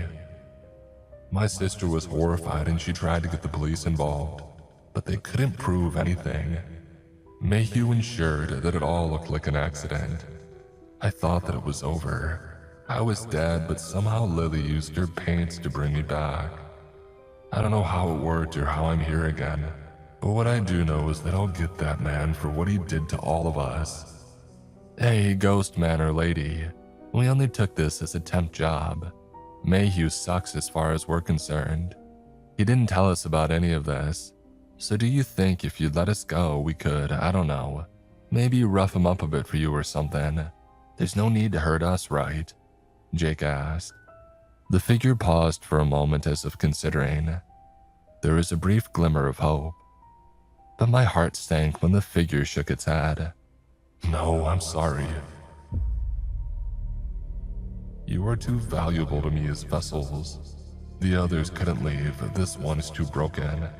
I don't need to trust someone who works for Mayhew when I can just wear them. Don't move. It's less painful if you don't resist. The creature staggered towards us again, arms outstretched, the terrible paint bleeding from its mouth. I pulled Jake away as a gout of black paint sprayed out from the thing and nearly covered him. We recovered quickly and burst out of the room, running away as fast as we could. I looked around as we fled and I saw that the walls were covered in more of the paint. It was dripping from the ceiling now like blood from a wound. We rushed back through the main hall and witnessed a horrifying sight. The walls were lined with more of the black paint. In each surface, the faces of the dead writhed in different states of decay. The sentient paint surged and writhed over everything, like a canvas of lost souls. We had to get out, but we knew that thing was still after us. I had another idea and it was a bad one, but we didn't have any options. Jake, do you have your lighter? I asked him. I mean, yeah, man, why? What's the plan? He handed it to me. I considered just how crazy the idea was, but resolved to go through with it when I realized what might happen if we waited. Well, if this is one big painting and the canvas is keeping us in, why not burn our way out? We have gallons of paint thinner in the hall that Mayhew left, and a light source. I trailed off and Jake's look of concern changed to a manic and hopeful smile. Oh, it's crazy, dangerous, and stupid. I love it. Let's go. We sprinted back to the front door, ignoring the terrible wailing coming from the images all around us. We got to the front door and saw the drums of paint thinner nearby. "Throw some," I called out to Jake. We doused the door with paint thinner, splashing it everywhere since his eyes were closed and he didn't want to look at the terrible faces that screamed back at him. "All right, back up," I shouted to him, and he stumbled back a few steps. I opened the lighter, struck a flame, and crossed my fingers. I threw the lighter, and after a moment, there was a burst of light as a small fireball flared into life. The stench of burning paint and charred wood was horrible. The faces melted away, then the paint, then parts of the door as the fire spread quickly from surface to surface. "Now we just have to get out of the burning building," I laughed as we saw the smoldering door. Suddenly, a terrible wail echoed through the hall as we saw the twisting form of Nathan being carried aloft by a small wave of living paint. The puppet thing spoke in the enraged voice of the slain painter. You pathetic, monstrous savages. What have you done? My work, my life. You will burn it all down. There will be no justice for us all, no future, no more art. I almost felt bad for the rambling specter, until the horrible face contorted in a rictus of hatred and the thing shrieked and charged at us. We had to go. I looked to Jake and he nodded. We both leapt at the burning door, feet outstretched in a synchronized kick.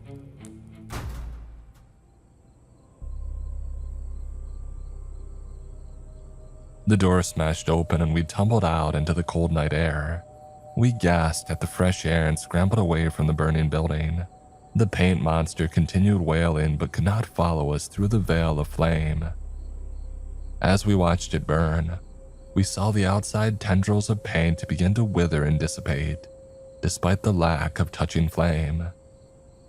"Should we call 911?" Jake asked. I considered it for a moment, and then I heard the shrieks inside of whatever still lingered. Nah, let it burn for a bit.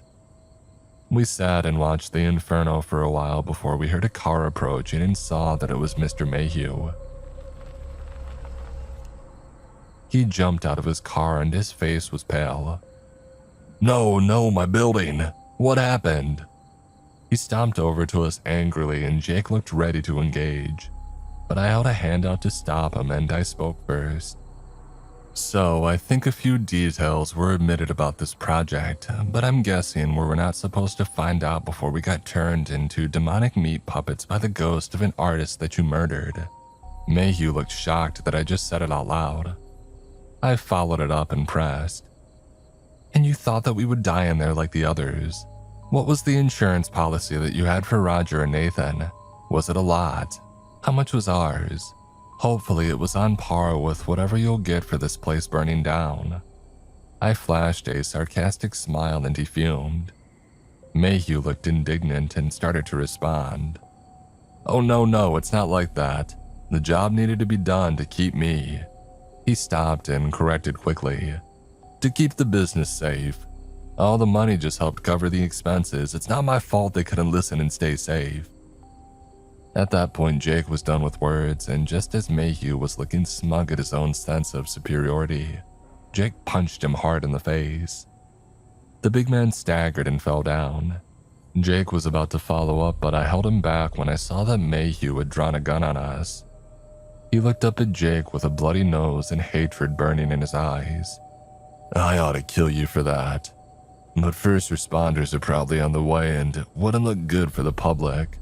Plus, I think the fire may have contained it. I never thought to try it before since I couldn't be sure. I didn't want to let it out. But I think that it's gone." He looked around and smiled. "So I'll let y'all leave, but if you so much as say anything about this, I swear that I will." I interjected, pulling Jake away from jumping at the man again. Yeah, we won't. Go to hell." I pulled Jake away and took a few steps back from Mayhew, who huffed and put his gun away. He mumbled something about lawyers and got back in his car. "We just gonna let this murderer get away like that?" Jake said indignantly. I felt an odd tingling in my pocket and I removed the silver locket. I looked at it and smiled. No, it's fine, he can leave, but he won't be escaping justice this time. And Jake looked confused as I bent down to collect a small scrap of paper that lay by his feet. I wrapped the paper around the small locket and felt a disturbing sense of energy. I broke into a run and moved quickly to sidle up to the Oldsmobile as Mayhew was departing. I slipped the small fragment of paper into the seam of his trunk right before the car sped off. Jake ran up looking confused. "What was that?" he asked. I held up a hand and pointed to Mayhew as he drove away. I watched with a smile as lines of black paint started emerging from his trunk. Jake saw it too and his eyes went wide. "Oh wow, man, that's gonna be a fun reunion." I nodded my head silently. And Jake and I waited for a bit and then turned back to the van as we heard a crashing sound in the distance, followed by gunshots and a scream. "And do you think we could get proper jobs as painters, just to try it out?" Jake shrugged and chuckled. "Nah, something else next. Painting sucks."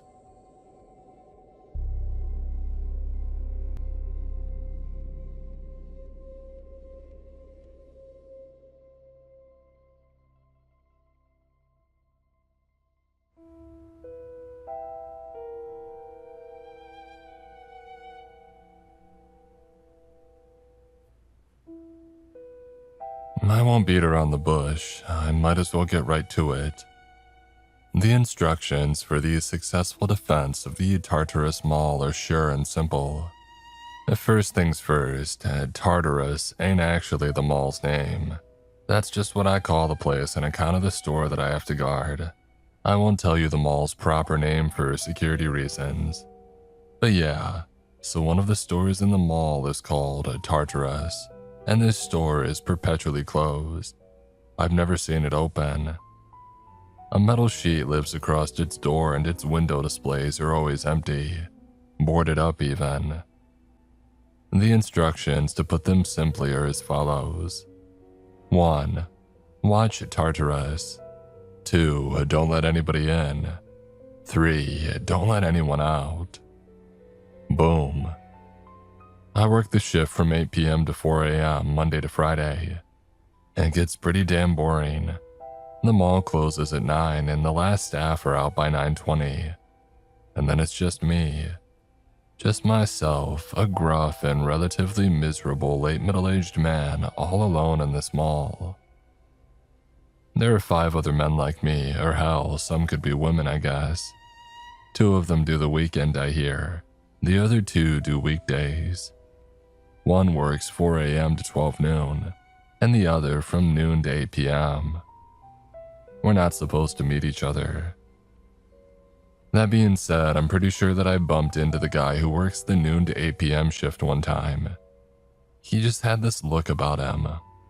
20 or so years younger than myself, I should think. Hard to tell since he was wearing a mask, but he had seen some shit. You can see it in their eyes. He nodded at me as I passed him by. He seemed to realize that he was running late. Could have just been a stranger, I guess, ex-military or something, but I don't know. I just had a feeling. I'm working right now, in fact. It's a typically dead and quiet night. The moon is out and its light shines through the purple-tinted glass of the roof, washing the vast, open plan of the mall in a pleasant and dreamlike violet. I glanced over at Tartarus. The metal sheet door sits resolutely in place. The windows are dark and dead. You can hear stuff coming through sometimes, whispers and mutterings. On some nights, the metal rattles. Those nights ain't fun. I take a sip of my coffee and I lean back in my chair. I say my chair. It's one of the mall's massage chairs. It isn't turned on, but it's still comfy. As I try to relax, the music in one of my headphones starts cutting in and out. I grumble in frustration and pluck the bud from my ear to fiddle with it. Damned things. I need new ones really bad, but I wouldn't have the faintest idea what to look for. My daughter got me these 8 years ago, I think it was. And they might have been good then, but they ain't much good now. They've held out pretty well this whole time though, so that's something I guess. But still frustrating. I'm listening to Jolene tonight, or while I'm trying to. My employers are secretive people. I was scouted for this position and you know what, it actually pays pretty well. I've been doing this stint for 5 years now and only felt the need to ask for a pay raise once in all that time. And they gave it to me, no question. I suppose that I could ask for another, but I don't want to push my luck. The money is decent, and for what? Watching a damn closed up store in an empty mall. Keep some secrets. And occasionally do what needs to be done. I take a sip of my coffee. I think back to my early days, back to when my daughter was still just a youngin'. I was far more curious about it all back then. I mean, hell, who wouldn't be? I glanced over to the metal door of Tartarus. And towards the end of my very first week, I had already dislodged that thing. It ain't hard if you've got a bit of strength to you. Raise it up and then unlock the barred door behind. Easy enough if you have the key. And then you can just stroll right on in. I don't know what kind of store Tartarus might once have been. I remember looking around and the walls were painted red and black and gray and they were peeling. Scuffs and scratch marks streaked the carpets. The place was pretty empty, although not entirely so. There's a dusty old right-angled counter in the middle, and I remember seeing a clear plastic spray bottle half filled atop this counter. No cash register, no items or racks or shelves. Just this one bottle, a small rag, and a marker pen right beside it. The bottle was labeled bleach. In the far corners of the store, which by the way appeared ever so slightly further and wider than one would expect, in these far corners were a collection of eerie mannequins, all faceless, leaned and stacked against each other in various sizes, all faceless and all stripped of clothing. As some of the mannequins had stuff written across their faces, I remember walking up to them, walking past and taking a closer look. Upon the closest was written, Jaden R. Curious. On the next was written, Charlotte R. And then on the third, a little further along, Zach S. I couldn't make sense of it back then. I remember puzzling over the names and I counted 5 different initials in total, RSNT and SL. There were 7 mannequins with names attached to R, 4 attached to S, 2 marked with an N and 2 marked with a T, and only a single mannequin labeled with an SL. One of these mannequins, a male figure labeled with a T, had been crossed through with a large black X, and 5 of them were entirely blank. I found a storeroom near the back filled with dozens more. What the hell is this place? And you know, these mannequins weren't even the weirdest thing about the abandoned store. The weirdest thing by far was hidden behind the counter, right in the center of the room. A singular, deep, dark hole, right there in the middle of the floor. Goddamn, I had murmured aloud, peering cautiously down. The hole in the ground reminded me of one of those kids' slides, the types you see in McDonald's funhouses and ball pit playpens. Old and dusty and grimy, hard plastic. It went down about 6 or 7 feet into the darkness and then rounded a gentle corner. And there was something else too. Around the hole and around the tunnel's entrance, there's this general creeping sense of unease. It's tough to explain. There's this sense that the floor upon which you walk is fragile. Far more fragile than you give it credit for. That everything is more fragile than you give it credit for, in fact. It's a cold and clammy sensation, and it gets right under your skin. You can hear the whispering more clearly when you're around the hole too, if you stay there long enough. In my early days, I would stick around that creepy tunnel for ages, despite the unease. The allure of the mystery was too great. Almost an hour at a time. I even went down into the tunnel too, despite my caution. I poked around and had a good look to see where it led. I quickly stopped doing that. I don't go into Tartarus anymore. Not unless I have to. Not unless I really have to go down into that tunnel, but thankfully such an occasion is rare. I shiver. I don't much feel like talking about that right now. I take another sip of coffee, sighing with frustration as my right earbud cuts out yet again. Ah, damned thing. I take it out to fiddle with it some more, and in doing so, my ears pick up the sound of a pattering in the distance. My senses are primed at once. I reach into my pocket and I pause the music. I stand from the chair, set down my coffee, and determine from which direction the noise is coming from. The pattering rises into a murmur, and before long I hear the laughter and muffled speech of what sounds like a group of teenagers. Oh great, I haven't had to deal with something like this for a while. I check my watch. 1 a.m. I wonder what the cause could be this time. A break-in, perhaps, or maybe just a group of idiots who hid away in some store and waited for the mall to close. Maybe they're doing some kind of YouTube video. That's what the last group were doing. When was that? August or September? I shake my head with a grumble. Yeah, idiots, I mutter, deciding on tonight's approach and folding my arms, waiting for the group to round the corner at the far side of the mall's open plan. Their laughter becomes louder and louder, growing more obnoxious with each step. They round the corner and my suspicions are confirmed. 5 teenagers, all washed in that subtle purple light. I'm standing so still that it takes a second for them to spot me. Once they do, however, their laughs cut out at once and the pattering ceases as they come to an awkward and sudden stop. I let the moment hang in the air and then I break it with a simple, "You kids shouldn't be in here.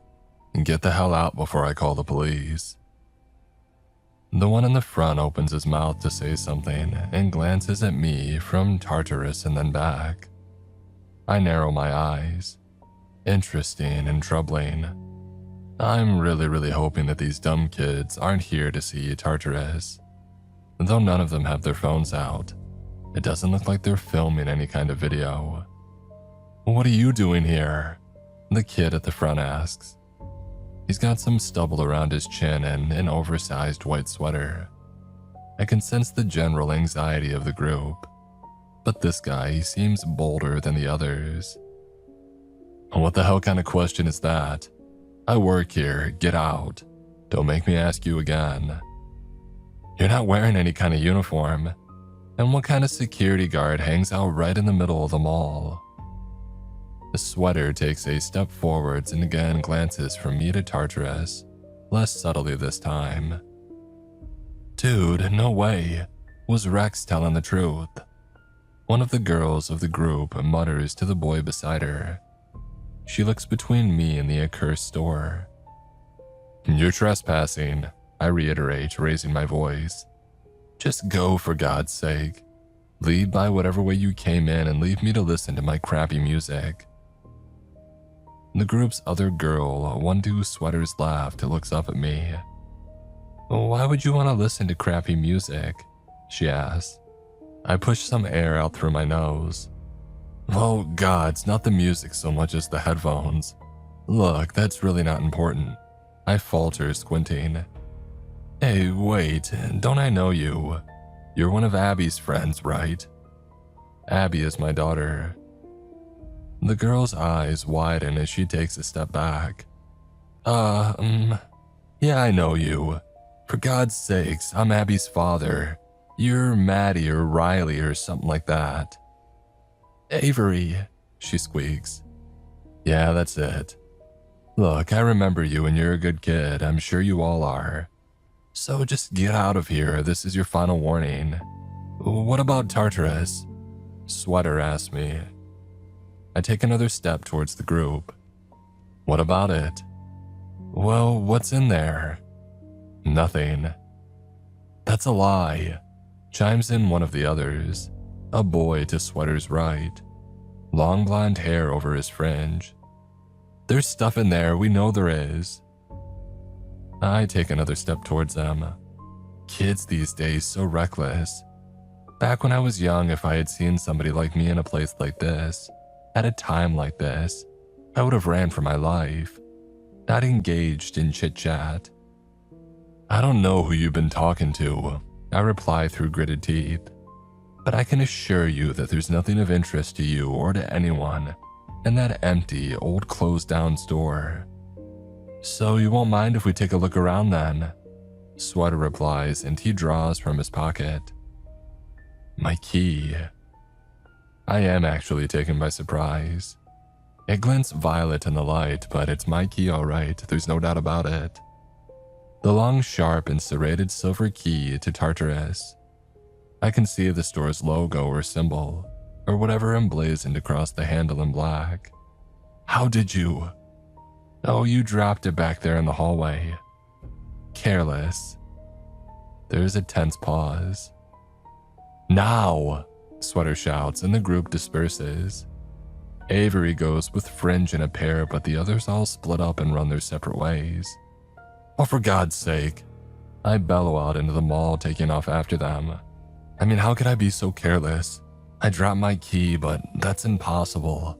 I'm always so careful. Never in all my years have I lost that key. I watch as Sweater tosses something shiny and silver to the group's other girl before she sprints down an adjacent hallway, past a Claire's and a Starbucks. I am taken by the coordination and pre-planning of this group. Not because Sweater actually passed her the key, but because he pretended to.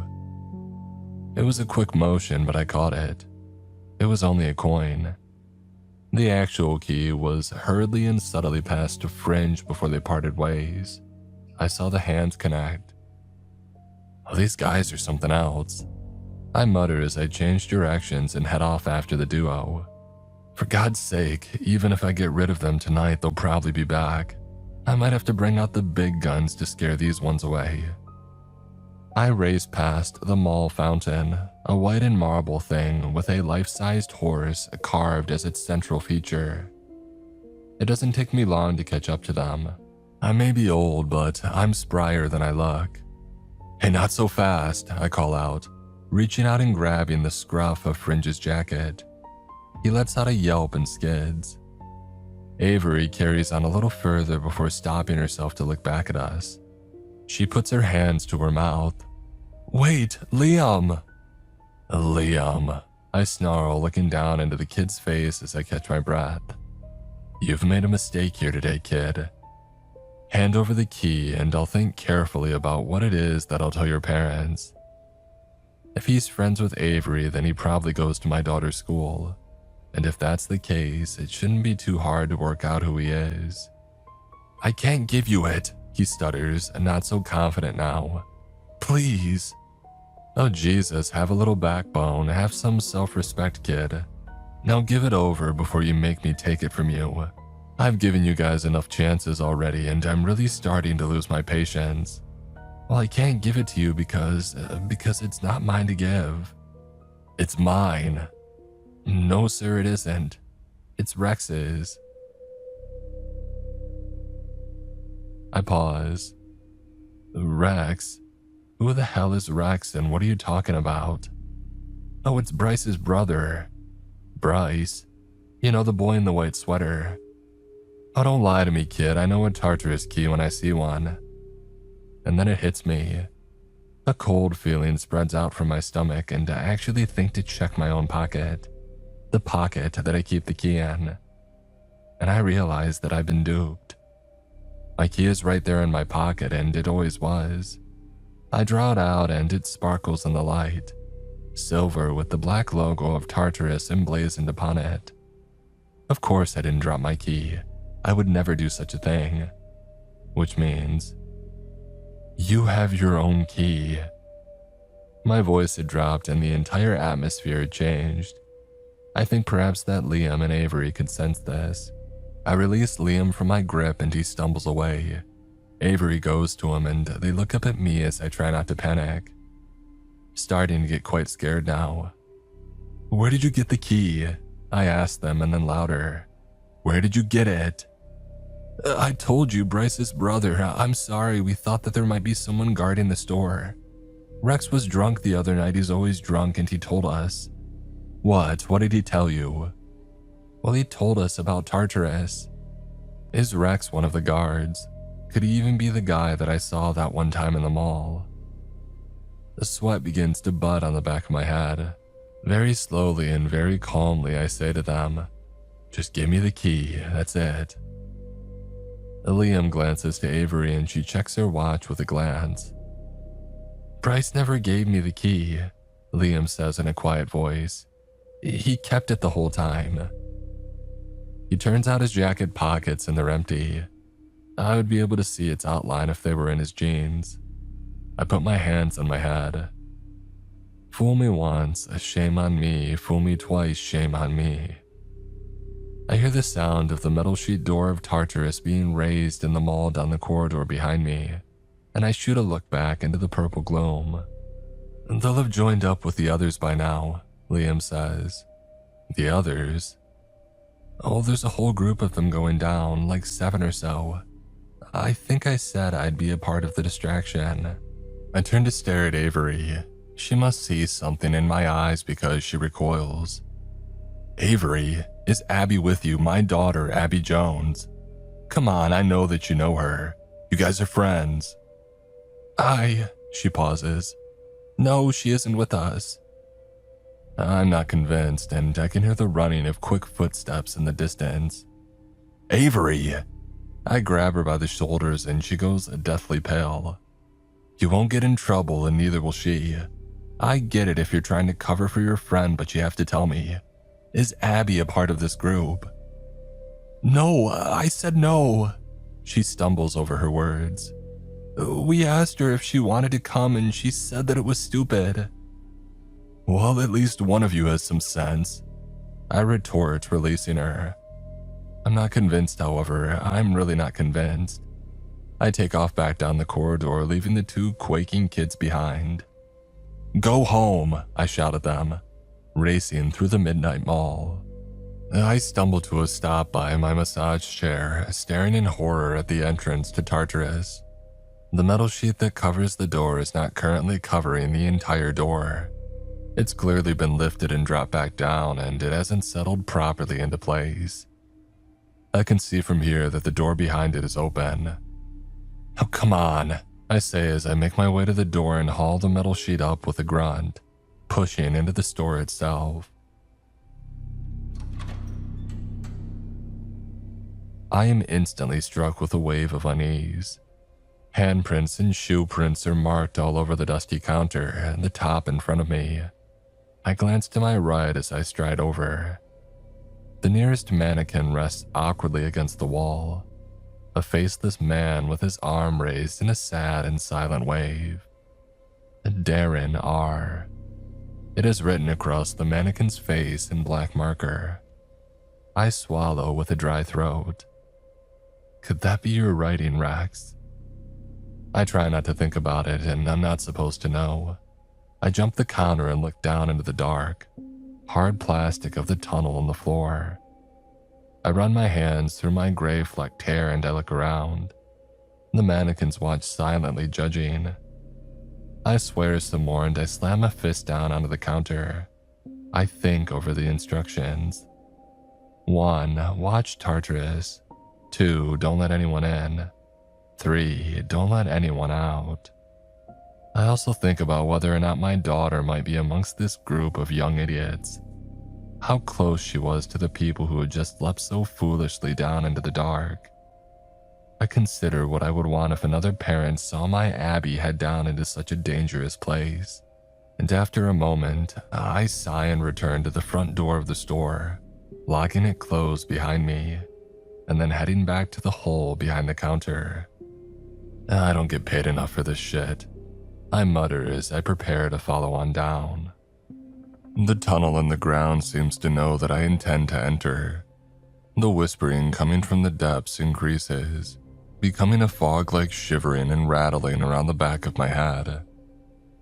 I sit myself down on the tunnel's edge, and with one last deep breath, I push myself off the side and drop down into the dark. The hard plastic of the tunnel carries me down and around the corner like a slide as it goes down, turning this way and that before steadily leveling out. I grunt and readjust myself as I slow to a stop. The tunnel is rather claustrophobic, but it's fine. I've been down here before. I have to turn onto my front, on my hands and knees. I do so and I crawl forward for about 2 minutes or so before rounding one last corner. Ahead of me at the end of the tunnel is a narrow pinprick of pale purple light, the same shade to the light in the mall upstairs.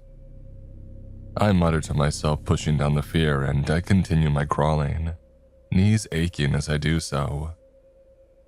You gotta be careful, Matthew, I think to myself, chiding myself for being so careless. Can't let this sort of thing happen again. This was too many kids by far. The purple light at the end of the tunnel grows a little brighter. The view into the world beyond becomes clear. I can't hear any of the teenagers, I realize, which is not a good sign. Not a good sign at all. My heart is pounding. I'm not supposed to be down here. No one is supposed to be down here. And yet, here we are. Oh, pull yourself together, I think. Let's get this over with. Abby might be down here, despite what Avery said. She might be down here with her friends. And I clamber out from the tunnel's exit and into the place that lies beyond. Beyond and beneath. I stand in a room with blue-green peeling walls, scuffed floors. It kind of looks like the Tartarus store, only with a different color scheme. And there are no mannequins. No creepy-ass mannequins with names and initials written all over their faces. The windows ahead are not boarded up, and there is no metal sheet over the door that leads out. I glance behind me. And the tunnel does not go down into the floor, of course. It instead carries on in a straight line and disappears through the back wall. I return my gaze to the room's front door and I stride towards it, heading out and into the plain beyond. And goosebumps shiver up my skin as I step through the door and I look around, reminding myself of the layout. I stand in a mirror reflection of the mall upstairs. It changes and warps the further from the tunnel's exit that you go. But here, for now, I stand more or less in the center of a copy of the mall. A copy with a few key differences, of course. As always, there is that faint, almost imperceptible music. Orchestral, sad but beautiful. You have to strain to hear it, but it's there. It's always there. It sounds like it's always on the verge of a crescendo that never comes. My surroundings and I are bathed in that same purple light, but there is no moon on this side. No stars are visible through the glass above. There is only pitch black. It isn't clear where the light comes from exactly. It just seems to hang in the air. I turn around. The Tartarus store stands behind me, though it isn't called Tartarus on this side. It's called Gaia. And while the windows are empty and free from displays of any kind, they are not boarded up. There is no metal sheet that I had to lift to get out. The door is unlocked and easily accessible. While at first glance the surrounding stores seem familiar and plain, close inspection of each reveals that they are anything but. There is no English used down here. The letters might appear to be recognizable if you skim your eyes past them, but the storefronts are covered in no native language of mine. It's nothing but strange symbols and unusual lines and shapes. My footsteps echo as I walk the length of the mall's central hallway, closer to the fountain and the statue upon it. It's not a horse on this side. It's an enormous, coiled snake. White marble, lidless and staring eyes. And sitting atop of it, I jump in shock and swear to myself under my breath. He's often lurking around down here, but he's never in the same place. And he's a frightful thing too, to put it lightly. "Hello, Minos," comes the voice of the figure sat upon the snake's head, like a hiss almost. The voice is smooth and unsettling. "Good evening, Typhon," I reply steadily, composing myself and looking up at him. "You're looking handsome tonight." And Typhon has tonight chosen the form of myself. Sitting up on the top of the snake is a copy of me, though, as with them all, the copy is twisted. His copy of me is pure white, and when I say that, I mean everything. The hair, the skin, the clothes, all a mist-like, ghostly white. All except for the eyes. There is no color in the eyes, just a void black. Typhon grins and flickers out his tongue like a snake's. He cocks his head at me. "Oh, you've made a tragic mistake tonight, haven't you, Minos?" Typhon does not know my name. It's safer that way, and I intend to keep it as such. He knows that it begins with an M, however, and he chooses to refer to me as Minos. A mistake, sure. I don't intend for it to be tragic, though. We all make mistakes. "Oh, so more than others," he replies, licking his teeth. He doesn't blink. There's a pause. "Well, I'd best be looking for them then," I say, doing my best to sound casual. "I imagine you saw where they all went." "I did. I saw where they went." "And I don't suppose you're going to be telling me, are you?" "When did I become so predictable?" he says with a stretched white grin. "Yeah," I mutter in response. "All right, I'll be seeing you then." I start walking around the statue of the snake on its fountain. I watch in the side of my eye as Typhon creeps like a lizard across the statue's head. "Have you thought some more about the offer that I made you, Minos?" Typhon asked, his voice dropping and the hiss in his throat becoming more prominent. "It'll save you a great deal of trouble a little further down the line." "I doubt that," I reply, looking directly ahead and leaving the statue of the snake behind me. And as before, my answer is no. "Well, the offer stands. I do hope you change your mind." I hear the sound of Typhon scuttling down the marble of the statue. I shoot a quick glance over my shoulder, but he's already vanished. And when I'm sure that he's gone, I breathe just a little easier. It may not seem like it, but Typhon scares me more than most down here. And he was in a good mood tonight. I continue on along my way, aware that the clock is ticking, ears straining for any hint of the group, listening intently for any clattering, speaking, or screaming to accompany that faint music. I think hard. The kid in the oversized white sweater, the ringleader of this little group. What was it that the duo upstairs had said his name was? Bryce. And Bryce's older brother is a guy named Rex, a nighttime alcoholic by their accounts, and the owner of the key that Bryce had used to get them all down here. Oh, this troubles me greatly. Ignorance is bliss, and I know more now than I had wanted to. So Rex is likely one of my mysterious colleagues, another of the shift workers, the tragic guardians of Tartarus. It fits, given the existence of the R initial scrawled across many of the mannequins upstairs. And this colleague of mine has supposedly been careless with his key. Idiot, I mutter, though my heart goes out to him. And now his brother is down here in the depths, maybe with Abby. I increase my pace. If I had heard stories about this place from an older brother through drunk ramblings, I guess, where would I want to go first if I was some stupid kid? A couple of potential answers come to mind and I settle on one, adjusting my course and heading to the right. I pass beneath the silent, watchful gaze of the eerie storefronts on either side. The color schemes, all washed in violet of course, seem vaguely familiar in one's peripheral vision.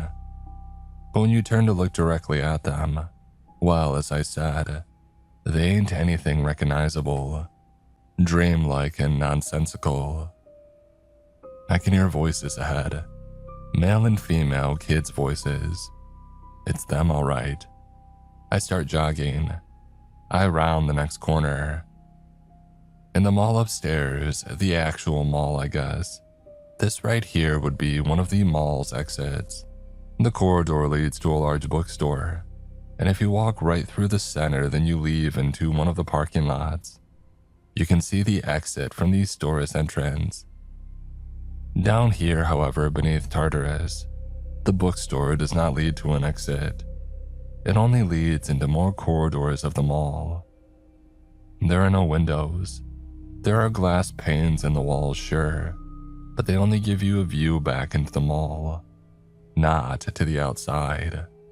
The layout starts getting weirder from here, more labyrinth-like, less Euclidean, if it please you. In the center of the bookstore is another feature that is missing in the one upstairs, a giant carved titan. It cowers with one hand above its monstrous face, snarled in rage and fear. As with the snake and I suppose with the horse, it appears to be made of white marble, and it is so huge that it takes up the bulk of the room's center. Even the escalators do not rise above the top of its head. And the teenagers are in here. There are 7 of them, as Liam and Avery had suggested there would be. There's Bryce again, the white sweater guy. There's the 2 from the initial group, a boy and a girl, and 4 new ones. I am relieved to see that Abby is not with them though, and it appears that Avery may have told the truth. It does concern me though what Bryce might have told Abby about this place, about Tartarus, and whether she would have believed any of it. And if she did, whether she connected any of it to myself. Upon my arrival, they all turned to me at once, high off the energy of doing something that you're not supposed to. The feverish excitement of being in some place secretive and strange. None of them have any idea what sort of danger they're in. I can see it in their faces. None except for Bryce, maybe. I come to a stop and we regard each other, them and I. Do they know, kid? I ask him after a beat, careful not to use his name. Do they know the danger that you put them all in tonight? I look them over. And don't use each other's names. If you call each other by your real names down here, you might not get back up. There are creatures down here that are always listening. Oh, what's he talking about, Bryce? One of the girls asks him, the excitement faltering in her demeanor. Oh, for God's sake, I bellow, striding forward. They back up against the base of the statue of the Titan. What did I just say? What the hell is wrong with teenagers? Why are you all so thoughtless? I jab a finger into the girl's face. I appreciate that she's just a girl and I'm a grown man, and the gesture must come across as quite frightening, but frankly, I don't care. My priority is getting them all out of here. I said no names. No names. Do not use my name if you happen to know it.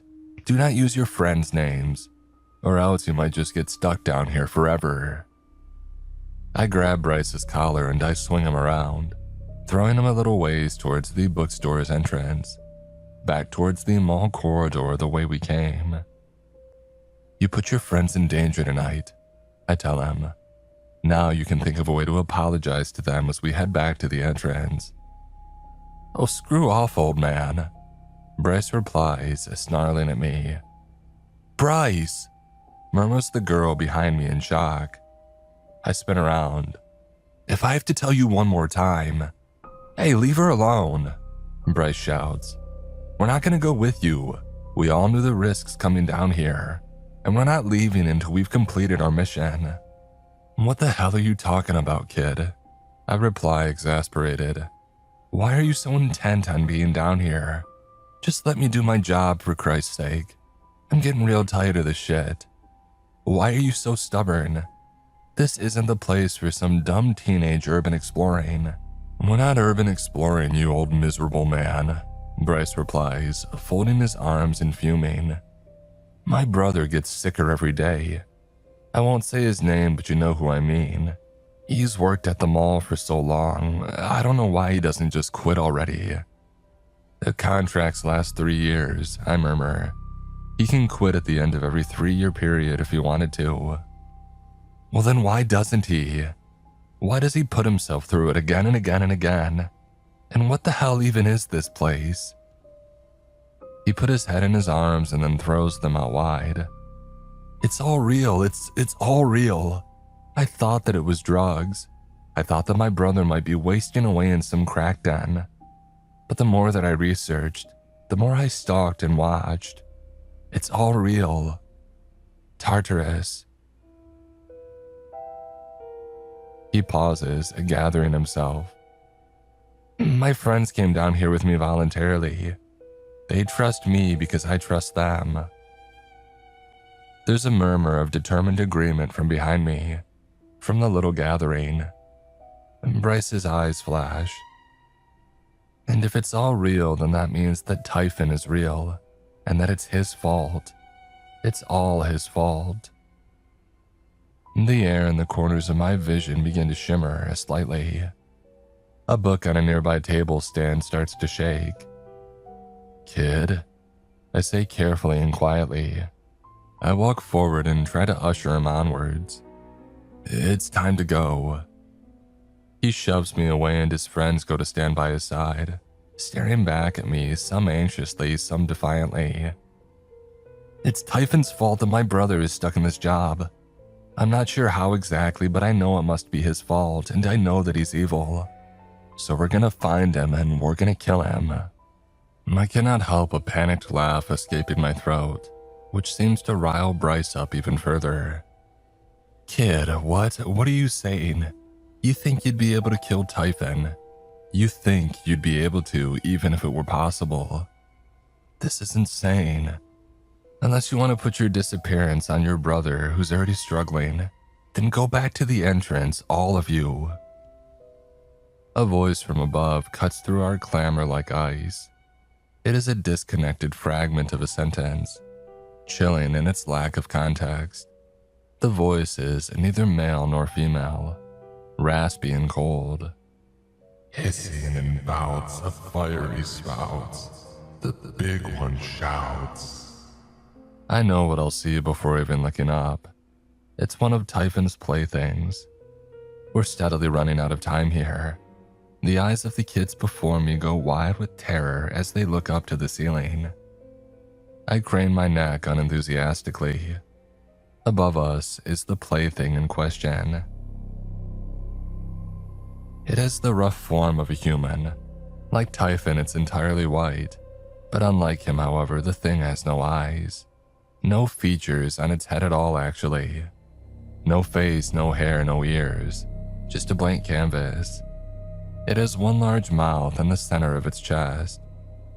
The mouth puckers and it salivates as it creeps across the ceiling. It moves tentatively but surely, like a spider. It has no legs, but instead, it boasts 6 arms. 2 from where you would expect. 2 from the joints where its legs should be. And 2 from its hips. It's an abomination.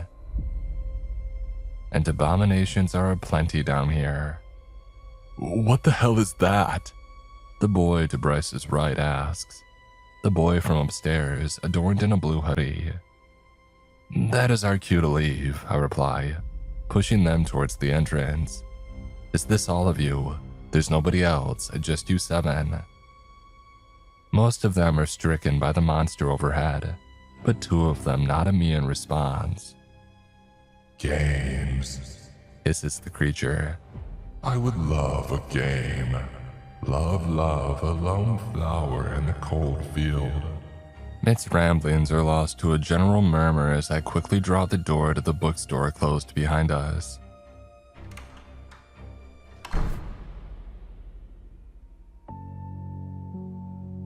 Bryce gathers himself. He glares at me with a purpose and determination well beyond his years. I came here for a reason. There are worse things than Typhon down here. My brother talks in his sleep. He mumbles when he's wasted. I know what needs to be done and am not afraid. And the kid pushes right past me. He slams open the bookstore door and races right through to the doors on the opposite side. Blue Hoodie goes with him. One of the new girls goes as well. "I've got your back, man," the boy shouts as he joins his comrade. "Yeah, we're with you," the girl cries. "You idiots, you'll never see the daylight again." I roar after them, painfully conscious of Typhon's plaything, scuttling across these shelves above and after them. I swivel back to the rest of the group.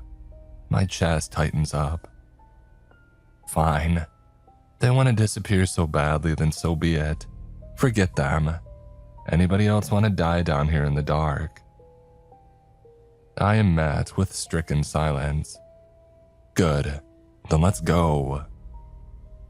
I grab two of them and start to run back through the mall, but I let them go after a few seconds. They are all running with me this time, back through the corridors and back past the statue of the snake. I glance up, but Typhon himself has vanished. He could be anywhere now. We stumble towards the entrance to Gaia. "In you go," I pant, and grimacing as I catch my breath and stretch out one of my legs. Back through the tunnel. One of the girls turns to me. She's from the original group that I saw upstairs. Curly black hair. "But what about Bright?" She stops herself. "What about the others? We can't just leave them." I clench my jaw. Hey, they made their choice and I ain't their babysitter. She grabs me by the sleeve. "Oh, please, sir, please. I'm sorry, okay? I'm sorry that we made you come down here, and I'm sorry that we all thought this was a good idea. But you can't just leave them." I look at the faces of the kids before me, hesitating. "They'll never give up," says one of the boys. "Never. If you don't go after him, then he's going to die. Please, we're sorry." I blow some air through my nose. "I ain't giving you my key," I tell them. "And if I go up to unlock the Tartarus door for you, then by the time that I get back down here, it'll be too late. If I go after them, then who knows what'll happen. There's no telling when I'll be back. You might have to wait for the next person on shift to come and let you out." "Oh, that's not so bad." One of the boys replies bravely or foolishly. "How long would that be?" I glance at my watch. 2.5 hours or so." "Oh, that's not so bad." "Perhaps not, but..." I pause. "But what?" The girl with curly hair replies. "But whoever comes to let you out will be bound to the rules, just like myself. Watch Tartarus. Don't let anybody in. Don't let anyone out." "But there's no telling whether or not they would actually let you out." I finish simply. "We're not supposed to let anybody out, and the longer that you stay in Tartarus in the realm below, the worse that it gets." There's a long silence and the kids look at each other. An unspoken agreement passes between them. "Guys?" Curly asks, and the others nod. She turns back to me. "Please, we can wait. Just go after them." I consider the request and then speak quietly. For God's sake. I point to the tunnel. "Head up anyway. I don't want you creeping around down here. Head up to Tartarus and wait for me there." I start jogging away again back through the mall. I turn to look over my shoulder and I jab a finger at them. "Hurry, and don't touch those mannequins." And as they scurry back to the tunnel, I let out a heavy sigh and I carry onwards. Onwards through the purplish light of the world below. For better or for worse. God help me. Racing through the mall, I again reach the bookstore, the store that marks the edge of this branch of the complex. I put a hand on the glass pane on the window and I look through, peering this way and that for any sign of Typhon's abomination. "Oh, where are you?" I mutter as I cautiously push through, taking the key from my pocket and brandishing it like a weapon. The door squeaks as I step inside and it closes behind me. Step by step, I walk the length of the room, round the statue of the agonized Titan in between the still and silent escalators. Nothing. Though this is not necessarily a good sign, it likely followed on after the trio. Already across the room, I push through the next set of doors and out into the corridor beyond. To my left and right are more stores. Endless, bleary, and unidentifiable stores. I look down to my watch and a sharp chord is played in the distant orchestra. I wonder if perhaps I'm wasting my time. These kids have brought this fate upon themselves after all. I notice a trash can knocked to the ground. There's no trash inside of it, of course, but a decent indicator of where they might have gone nonetheless. I take the corridor beyond it to the left. The pattern on the floor here is covered in subtle, false shadows. It gives the impression that it rises and falls in unusual places, making it difficult to move in a straight line. I think about Rex, about the young man that I saw that one time while starting my shift, about the look in his eyes, my fellow guardian. Bryce is his brother. He might be a little shit, but Rex is a watcher of Tartarus, a gatekeeper like myself, and I'm just not one to leave people behind if I can help it. The stores here stand at weird angles. A bench beside me is longer and thinner at one end than it is at the other. It looks normal when viewed from a certain angle, but from any other it is strange and disturbing. The way ahead branches into 3 paths, and I come to a stop, catching my breath. Which way did they go? As I consider the options, a clear drop of liquid falls in front of my face, splatting quietly against the ground by my feet. I look up, and above me is an abomination. Perched against the ceiling and staring right at me. I mean, it has no eyes, so technically it's not staring at me, but it might as well be. It certainly feels like it is. Its body is angled towards mine and a low hiss reverberates out from its enormous mouth. Quietly and slowly I edge away. "You know where they went, don't you?" I murmur. Oh, don't get distracted by me now. You just keep going and I'll follow. Follow the yellow brick road. Bricks and stones may shake my bones. I want to go to the theater tomorrow. It rambles in a low, wet voice. It licks its teeth and creeps just a little bit closer to me. "No," I warn, heart pounding, reaching into my pocket to grab the key. "Keep going on your way." Which way to the train station? He tells me that we're running out of time. It creeps closer. This one is interested, it would seem. These things can be tricked, though. There is a formula which has varied results, the nonsense that they spout. They react to the things around them, but sometimes they provide glimpses into their former lives, and you can use that against them. The theater, I begin standing my ground. There's no room on the upper deck. We have to go to the lower floor. Lower the flag, the parade will end soon. The abomination whispers, as the sweat down my back starts to chill. Still, it creeps closer. Saliva drips to the ground with another wet splat. "Lower," I repeat. Lower levels, the end. There are lower levels than this. Oh, lower levels. Lower. The lower levels are worse. There are worse levels below. The lower levels are worse. There are worse levels below. I brandish the key before me and it glints violet in the light. The abomination pauses. There are worse levels below. It repeats. We regard each other for a moment more. The lower levels are worse, and there are worse levels below, and I could send you there. I finish and the abomination is done. With a little hiss, our twisted palaver is done and it turns from me, continuing on along its way, crawling across the ceiling. I check around to see if there are more, and once I'm happy, I follow along after it. It'll have Bryce's scent now, if none of the others. I'm careful to keep a comfortable distance, but I feel sure enough to return my key to my pocket.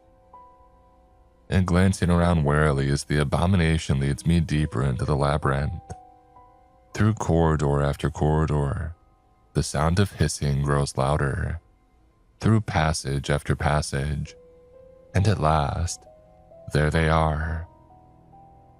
Around this final corner stood in the middle of a wide intersection of varyingly sized corridors are my trio. Bryce, Blue Hoodie, and the girl. They stand in the shadow of another marble Titan statue. The ceiling is higher in this section of the mall and the Titan towers up towards it. Its upper chest, head and shoulders are above the mall's next level. It looks like there are more stores above us, but there's no way to reach them. The Titan's fists are balled in rage, an emotion frozen in time. The abominations are creeping their way around almost every visible surface. There must be at least 50 or more. Jesus, I murmur. And Bryce is hurriedly reading through the pages of a small notebook. Blue Hoodie and the girl are standing on either side of him, sweating and anxious, watching the encroaching abominations. Blue Hoodie spots me first and he nudges Bryce. The three of them look over to me and Bryce grimaces, stowing the notebook away in his pocket. "Why are you still following us?" he asks, his voice echoing around the space. I cringe and glance from abomination to abomination. "They aren't going to hurt us," Bryce says, though he doesn't sound too convinced. "I know what they are. What they used to be." "You don't know jack shit," I reply. "Now what do I have to say to convince you to come back? There are people who care about you, you know. Not me, but people." Bryce half smiles and raises his voice. "Typhon," he shouts, to a sudden shiver of hissing around the room. "I want to make you an offer." I shake my head with gritted teeth as a cool draft blows down the nearest corridor. "Hello," Typhon replies. All eyes look up to see him leaning over the rail of the floor above us, peering down with that grin stretched wide across his face. He has taken the form of Bryce, an altered Bryce, of course, pure white with those black, unblinking eyes. The three kids draw a little bit closer together. "What do we have here?" Typhon asks as he drifts down from the rails like smoke, settling on one of the Titan's knees and resting there. "Two young gentlemen and a young lady." He looks over to me. His gaze is, as always, cold. "These fine folks with you, Minos." "Typhon," I mutter, raising a hand. "Just let these ones go." He laughs, and the abominations all perched and wait around us echo the sound with a series of hisses. "Oh, let them go. I'm not keeping them." Typhon's attention drifts back to Bryce, and he leans forward, resting his chin in his hands. His snake-like tongue flickers out from his mouth. "You think you have an offer to make me, young man?" "I know you like to make deals and bargains," Bryce begins, reaching into his pocket, but Typhon interrupts. Oh, do you now? You must know all sorts of things. How clever. A clever man. His grin stretches wider still, cracking the corners of his mouth. Clever, echo the abominations, hissing. Clever and cleaver needs to be cleaved. Four-leaf cleaver. My blood chills. Oh, and what kind of deal and bargain would you like to make with me today? Typhon asks, staring down into Bryce's face. Bryce swallows and draws from his pocket the key to Tartarus, his brother's key glinting purple in the light. What the hell are you doing? I hiss to him, but he ignores me. I will give you this key, Bryce says. He's doing his best, but he doesn't sound as confident as he did before. I will give you the key to Tartarus in exchange for something of equal value. And what would that be? Typhon asks, the purple-silver shine of the key reflecting in those black pools of his eyes. Release all the abominations attributed to R. Just let them go. Ooh, now that is an interesting request. Typhon replies after a pause, slithering around the Titan's knee and standing instead on his foot. A little closer to us, but still a meter or so above the ground. Attributed to R, you say?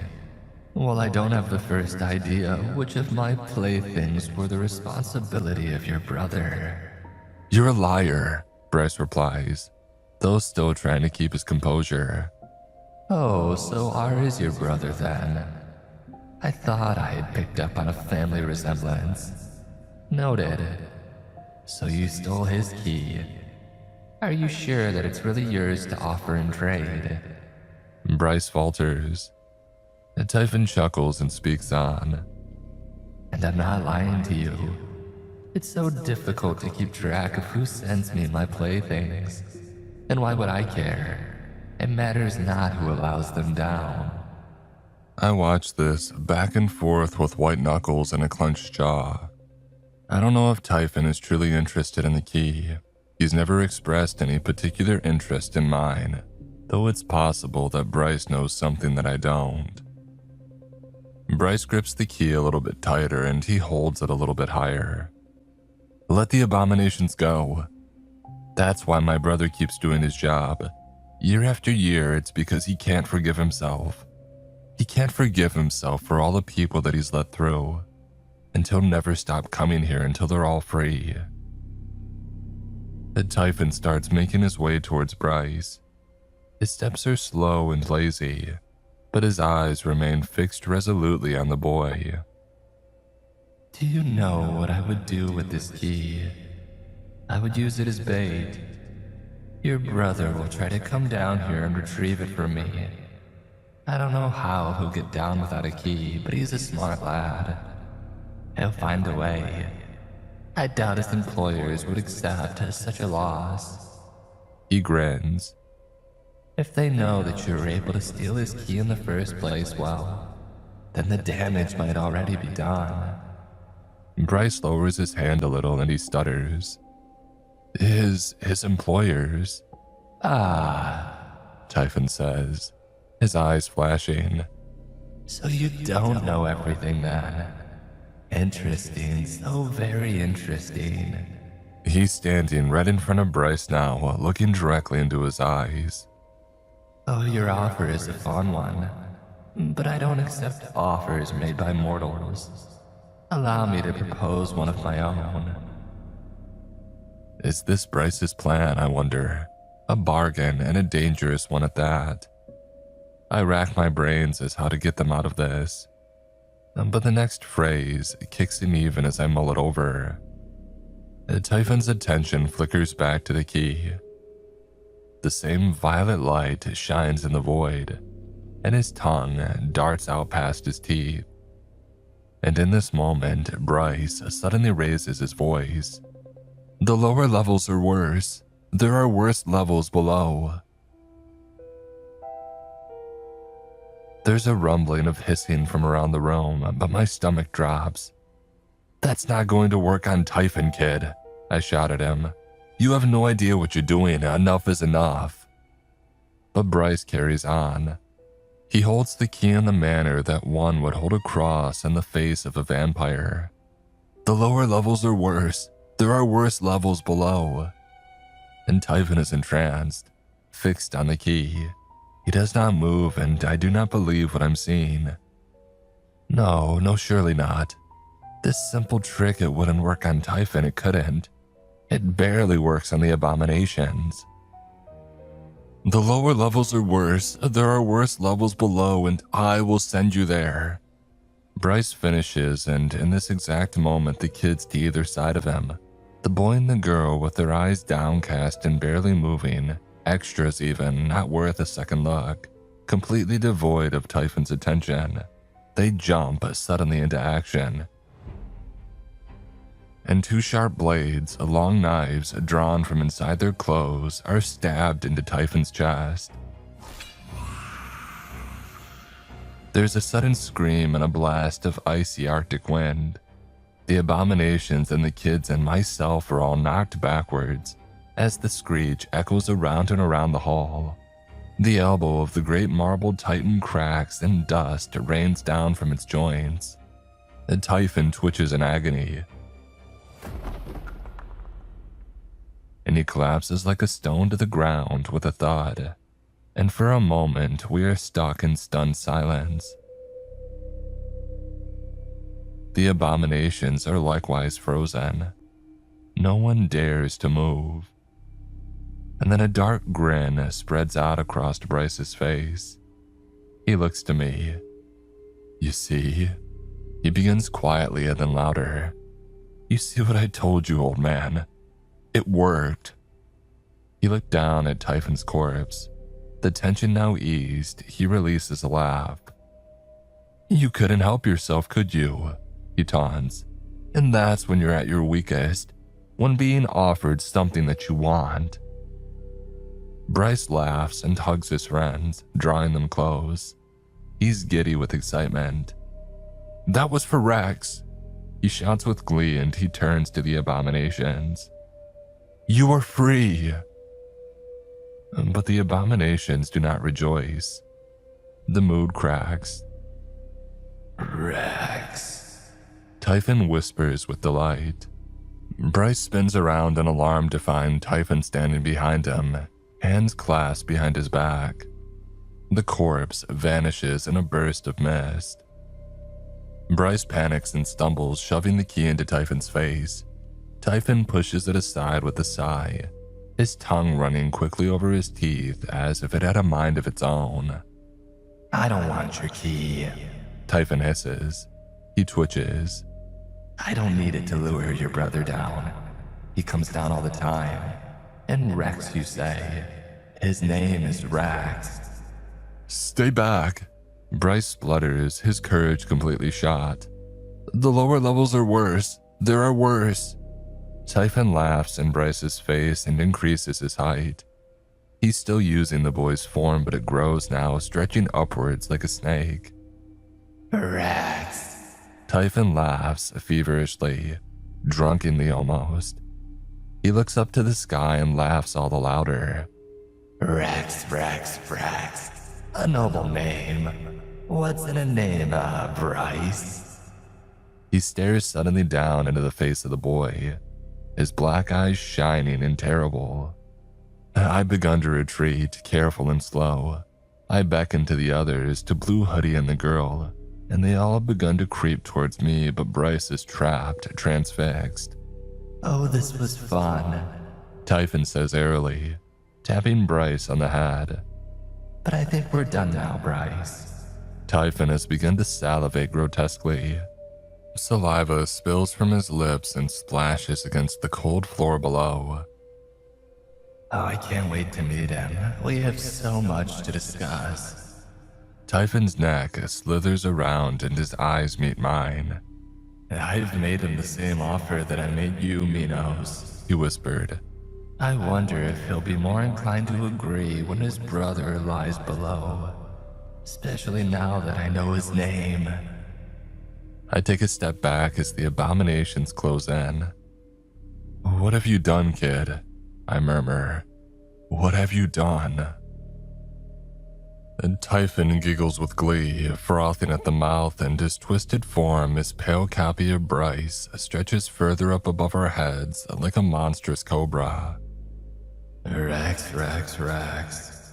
He repeats over and over, and he points carelessly down at the quivering Bryce below. I'm done with this one, he says to the waiting, watching crowd with a wave of his hand. Bryce can be taken. Hissing and salivating, the abomination scurry towards him. I leap from my position and close the gap in seconds, grabbing the boy by the collar of his sweater and hauling him out of there, roughly pushing aside the abominations as they cluster around us. They are more cautious of me than they are of Bryce. I knew that much already, but still there's just too many. I struggle under the growing weight of the creatures, their cold, clammy hands all over my face and body. I feel their hot, wet breath against my skin, their hissing in my ears. I can feel the sting of their teeth as they bite at my arms and legs to keep me in place. To keep me in place so as to undergo the process. I can feel one of my hands starting to become numb as their paralyzing saliva begins taking effect. And I can feel them tugging at Bryce, pulling at his joints as he cries out in alarm. Oh, there's too many of them, just too many. They're wild and unfocused, frenzied and riled up by their master. In fact, I realize a truth about the chaos. They're getting in each other's way. I can probably get myself out of here, but to do so, I'll have to let go of the lad. He screams louder. Just to let him go and you can escape, Matthew. Crap. And you know what? I prepare to do just that. I make my decision to abandon him. It's brutal, but tough decisions have to be made down here. I curse and release my grip, bitterly ready to leave behind the boy for whom I've already risked so much. And in that moment, two voices cry out loud above the clamor. My name is Emma Ray, calls out the girl just ahead.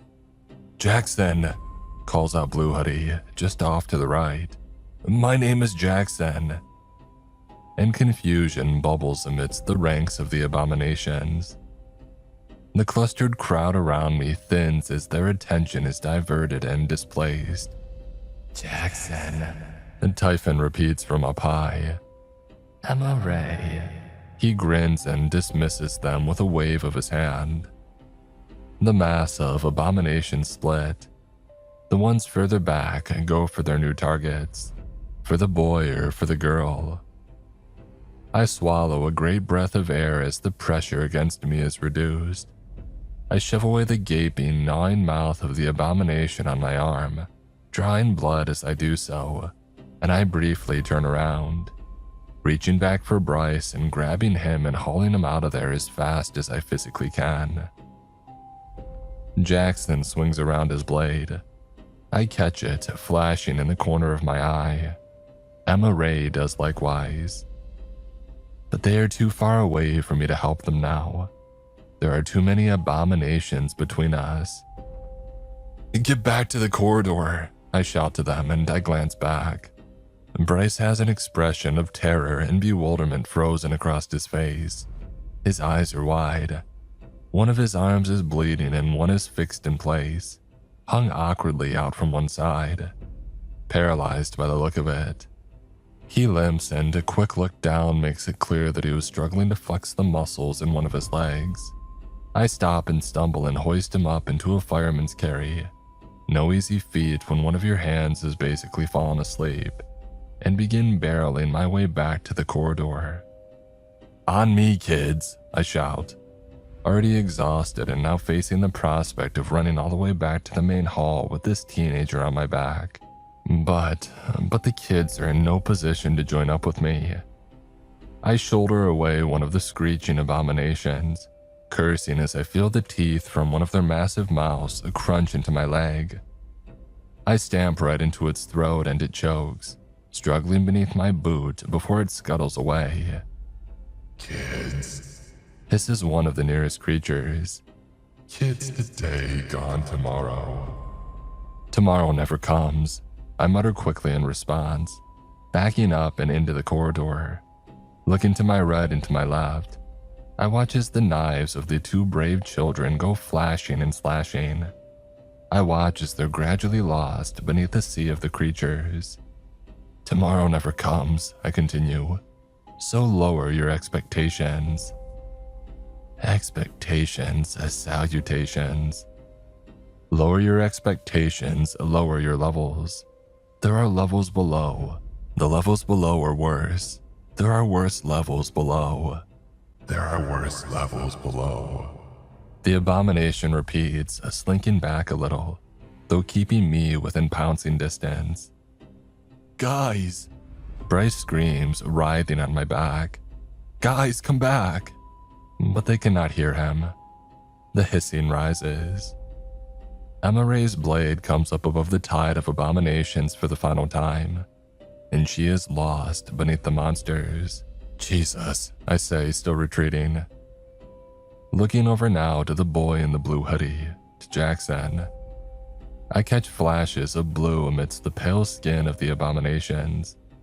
An abomination steps on the dropped blade with one of its cold hands, and it skids across the floor and away.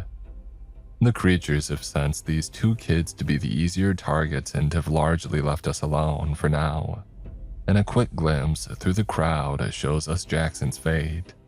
His is the fate of everyone who gets taken by the abominations.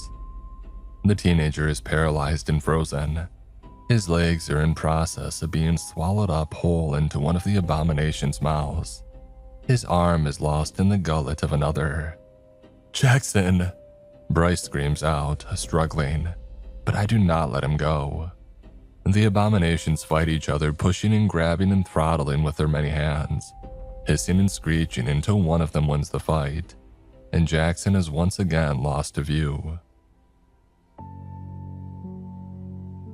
They will take everything they can. The abominations will absorb all but his most basic core essence, and he will be left as warped and distorted as the beings that surround us. It's time to go. I'm sorry, kids, I mutter, turning to take my leave. I catch Typhon's eye as I do so, the black eye and the white, now ringed with orange and rivers of yellow, like a hot and burning coal. The stretched and snake-like creature towers over us all. Rex, he mouths, licking his teeth with that serpentine tongue, and then loudly he speaks. I'll be seeing you again soon, Minos. I'm sure you will, I reply sadly, shoving to the side one of the bolder abominations as I flee the scene. No, Bryce shouts, doing his best to kick me with his working leg. You have to go back, please. I'm sorry, bud, this ain't the time though. I reply grimly as I make my hasty retreat through the distorted mall complex. A couple more corners, just a touch further, and yes, there it is. The bookstore just up ahead. I can see the statue of the Titan through the glass. Bryce has begun to sob. There's no fight left in him now, poor guy. Nearly there, I grunt, unable to keep myself from slowing at this stage. Just a bit further. I push us through the double doors of the bookstore with my good hand, and they swing quietly closed behind us. For a moment, there is no sound but that distant orchestra, and then I nearly jump out of my skin as an abomination creeps around the corner ahead from between the shelves. It could well be the one from earlier. Perhaps it never left the store after all. God, can you walk, kid? Yeah, he replies, and I set him down. He stumbles and staggers into the nearest shelf, and a book goes falling to the ground. The abomination cocks its head, hissing with its great wet mouth as it creeps in a wide arc around us. Just get through the door, I'll be right after you. Go on now, I say to Bryce, and to his credit, he does so. He limps, and I make sure to keep myself between the abomination and he. Go on without me, it'll be okay. The abomination hisses as I back up through the store, still trying to catch my breath. I bump into a table and send another couple of the books to the floor. I grab the Tartarus key in my pocket and I hold it out in front of me. "It's okay," I mutter, beginning the little trick. "It's okay up here, but it's harder lower." The abomination pauses. Hard. It'll be hard without you, Darren.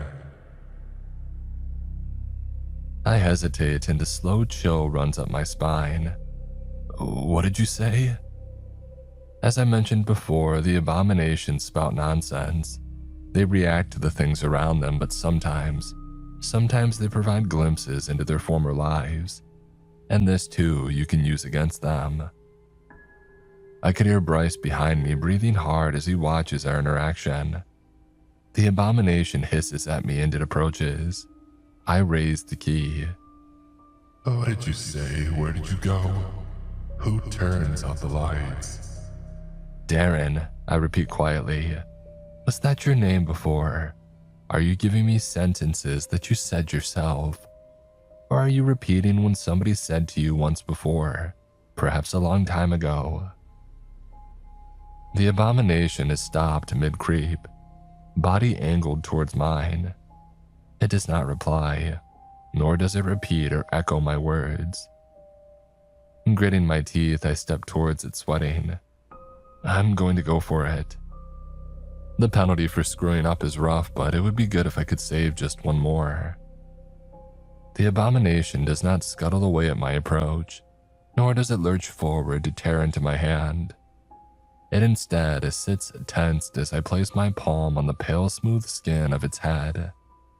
"Darren," I mutter. "Your name is Darren, and I free you now from the clutches of Tartarus."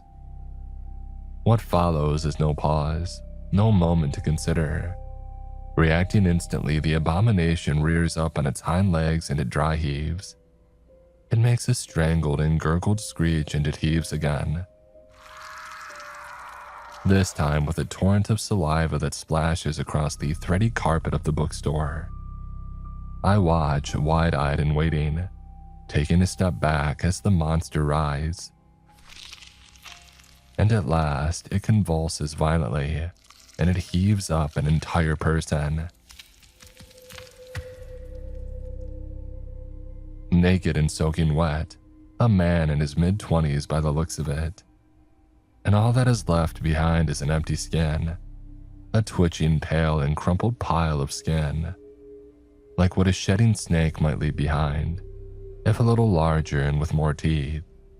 I wipe the sweat from my forehead and crouch down, nudging the expelled body. "Darren?" I ask quietly, and the body stirs. "What the hell?" Bryce mutters from behind me. "Oh great, more carrying. Love to carry you guys around." I grumble to myself as I hoist this disgusting, slippery, naked man up into my back. Ugh. Bryce does not seem in the mood for humor, and I don't really blame him. But he and I walk side by side and back through the mall, back past the statue of the coiled snake and towards the entrance to Gaia. The man on my back has begun to stir. It doesn't usually take them this long. "Good," I say as I set him down with a grunt. He slips and staggers to the ground, and I reach out a hand to help him back up. He stares at me and at Bryce, at his surroundings. "Hey, don't worry about it, pal. You've been saved," I sniff. "You're welcome. You'll get your voice back within the hour. Now be a good lad and go through that there tunnel." Darren turns to look through the doorway to Gaia, at the long tunnel that burrows into the peeling green-blue wall at the back. "Hey, go through first, Bryce. He'll follow," I say, and the boy nods. "Hey, kid," I say, and he pauses and looks to me. He looks awful, shell-shocked and broken. "I'm sorry about your friends." He pauses and then nods again, the reality of the consequences of his actions settling in as he begins to crawl through the tunnel. Darren looks to me and I urge him forward. He goes. And after one final glance around the realm below, I follow. "Till next time," I whisper to no one in particular, and then I head on in behind the others. It's significantly more effort on the way back up. You gotta put out your hands and knees to wedge yourself in place for the steeper parts. And Darren didn't really have any time to acquiesce before this little climb, so on several occasions he crashes back into me. A decidedly unpleasant experience, but it's fine. I help him back up each time. I've dealt with worse. And at last, we ascend through the hole in the floor of Tartarus, hauling ourselves up into the abandoned old store of peeling red and faded black. The other kids are still up here. They stare at us in alarm, at the three of us looking exhausted, a new strange and naked man amongst them. Curly steps forward and puts her hand on Bryce's shoulder. "Bryce," she says quietly concerned. "Where are the others, Jackson and Emma Ray?" And Bryce can take it no longer. He breaks. He doubles suddenly over as his body is racked with sobs. He can hardly get the words out as he falls against the nearest wall and collapses to the floor, face in his hands. "It's my fault," he manages through wheezes and gasps. "It's all my fault." "Come on," I urge, gently but firmly as I step between them to unlock the door. "Everyone out," I point to the newcomer. "You too, Darren. There's an open clothes store just across from here. Go grab a shirt and some pants." I watch as the group helps Bryce up and they stumble out into the mall, and I shake my head. Teenagers. Thanks to Bryce, two of his friends now lie below. But then it isn't Bryce's fault. Not really. It's mine. I am a guardian of Tartarus and the instructions are clear. The responsibility belongs to me, even if you might to an extent disagree. I take full blame for this. But hell, you know what? I think my estimation of this particular age group might actually have gone up a little this evening.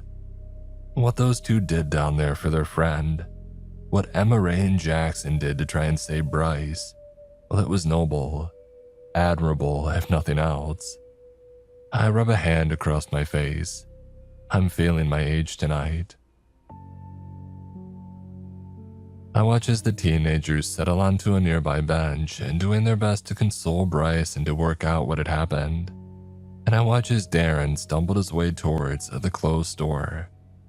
I turn and regard the room. When I first had stepped foot into the Tartarus store, 5 long years ago, I had counted 21 mannequins in total. 16 had been marked with names and initials. The other 5 were blank. The storeroom was also full of them. Well, the storeroom these days looks like it houses the same amount. But the number of mannequins all around me stacked and clustered against the walls on the counter, it has risen considerably since then. There must be at least 60 in here now. It's a wonder that there's any space for them. The world around me is quiet as I consider this. I can hear the distant murmur of the kids beyond the door, but overall the sound is low. There's no faint and distant orchestra here. It's nice, calming, clear, and refreshing, like drinking cool water after a long and beverage-free drive in the sun. I lick my lips. There's something else that I could do with. Some water. I'll grab some in a minute, but first, I walk to the counter and I pick up the marker uncapping it. On the closest section of the red wallpaper, on a part that can be easily peeled away, I write, "R, your name has been compromised. You cannot venture down into Tartarus from here on out. Typhon knows." I head next to a pair of mannequins leaning against each other in the middle of the floor, a male and a female. On the blank canvas of the male's face, I write the following with a sigh: Jackson M. And on the females, I write Emma Ray M. "I'm sorry, guys," I mutter. "I hope somebody will find you again someday. It might even be myself." And finally, before departing for the night, I head over to the mannequin closest to the door. The one that I first saw on my way in, marked Darren R. I cross out the name and initial with 2 black lines, marking an X shape over the mannequin's face. I cap the pen and I return it to the countertop, glancing at the bottle of bleach and the rag as I do so. Once Rex sees that this soul has been saved, he'll use these things to wipe the mannequin's face back to blank. I hope this goes a little way towards alleviating your burden, man, I mutter, before clenching and unclenching the fingers on my bad hand, encouraging the blood flow to return. I stride out into the mall. The kids are all teary-eyed. Darren stands awkwardly at the side, wearing ill-fitting clothes and unsure of what to do. Darren, I say, do you know where you are? Do you know your way home? The man nods and mumbles something incomprehensible. You know how long you've been down. He hesitates. I can't say for sure, pal, but your name's been on that mannequin since Easter. I remember the displays that the mall had set up, so you've been gone for about 10 months or more. He stares at me and I nod to him. Hey, best of luck, pal, I'll be seeing you. And he nods once more and wanders away. My approach might seem cold, but I've done this before. He'll be alright, don't worry about him. I turn next to the kids. It's time for you guys to be heading home now too, I say to them gentler than before. But sir, Curly asks me, stepping forwards. What about Jackson and Emma Ray? Oh, you'll see them again someday, I don't know when. It's rough, I know, and I know that none of you are likely to get much sleep tonight. But you need to be heading back home now. I nod to Bryce. And make sure your brother gets that key back. Don't ever tell him that you were down here. Curly nods at me reluctantly and she returns to the group. The group of 5. And I watch them leave. They catch up to Darren and they walk with him, looking after him perhaps. I wait to see if Bryce is going to say something. He turns back to me on his way out just once, washed with the others in the purple light through the sky windows, but he remains silent. And after they left my field of vision, I return to Tartarus, and I lock up the front door with a click and I slide the key into my pocket. I haul down the metal sheet with a rattle and I walk back to my car, slumping down with a great, slow sigh. I reach down for my coffee and I take a sip. It's cold now, of course. And so that's that. Lots of open threads, unfortunately, here at my little story's end. Sorry about that. C'est la vie. But I'm still doing my job here in the mall, and I'm trying to do it a little bit better too. Or am I? Jesus. On the whole, yes, I am more vigilant. I'm far more cautious, and nobody's been let in. And nobody's been let out. That being said, however, I have an occasional guest these days. A guest who comes by sometimes during my shifts. It's Bryce, of course. He comes alone and he sits nearby on another one of the massage chairs. I try to shoo him away at first, but you know what he's like. He's a stubborn kid. So I let him sit with me on the condition that he doesn't bother me. Oh, he's suffering, the poor guy. Can't blame him. He's guilt-racked, nightmares and the like. He's wanting to go back down, you know. Back down into Tartarus. But I haven't allowed it. And Bryce wants me to open the door and allow him to return to try and save his friends, but it's like he feels that's his responsibility. I take the fact that he's actually asking me as a sign that he's truly returned Rex's key. That Rex is being more careful with it. Or maybe that Bryce has developed some sort of begrudging respect for me. Perhaps it's both. But Typhon will be growing impatient by now. I know that he's desperate for Rex to return, to welcome my colleague back and to throw open his arms to make the man an offer, an offer to beat the one made by our mysterious employers all those years ago. I shift in my seat. When Typhon's in a bad mood, he can be very unpleasant. Very damned unpleasant indeed. And I don't know what he would do to Bryce if he thought that he could use the boy to lure Rex back down. He was careless before. He was willing to let the abominations consume him. He was arrogant. I thought that Rex would come back down regardless. But Rex has done well. He's held out from his obsession. He stepped up his game as well, perhaps. I haven't asked Bryce if the guy's still drinking. A part of me doesn't want to know. I suspect that he probably is to some degree, though hopefully he's at least cut back. Typhon won't make the same mistake, and so I cannot allow Bryce back down as badly as he wants to go. Oh, credit to the kid, he isn't whiny about it.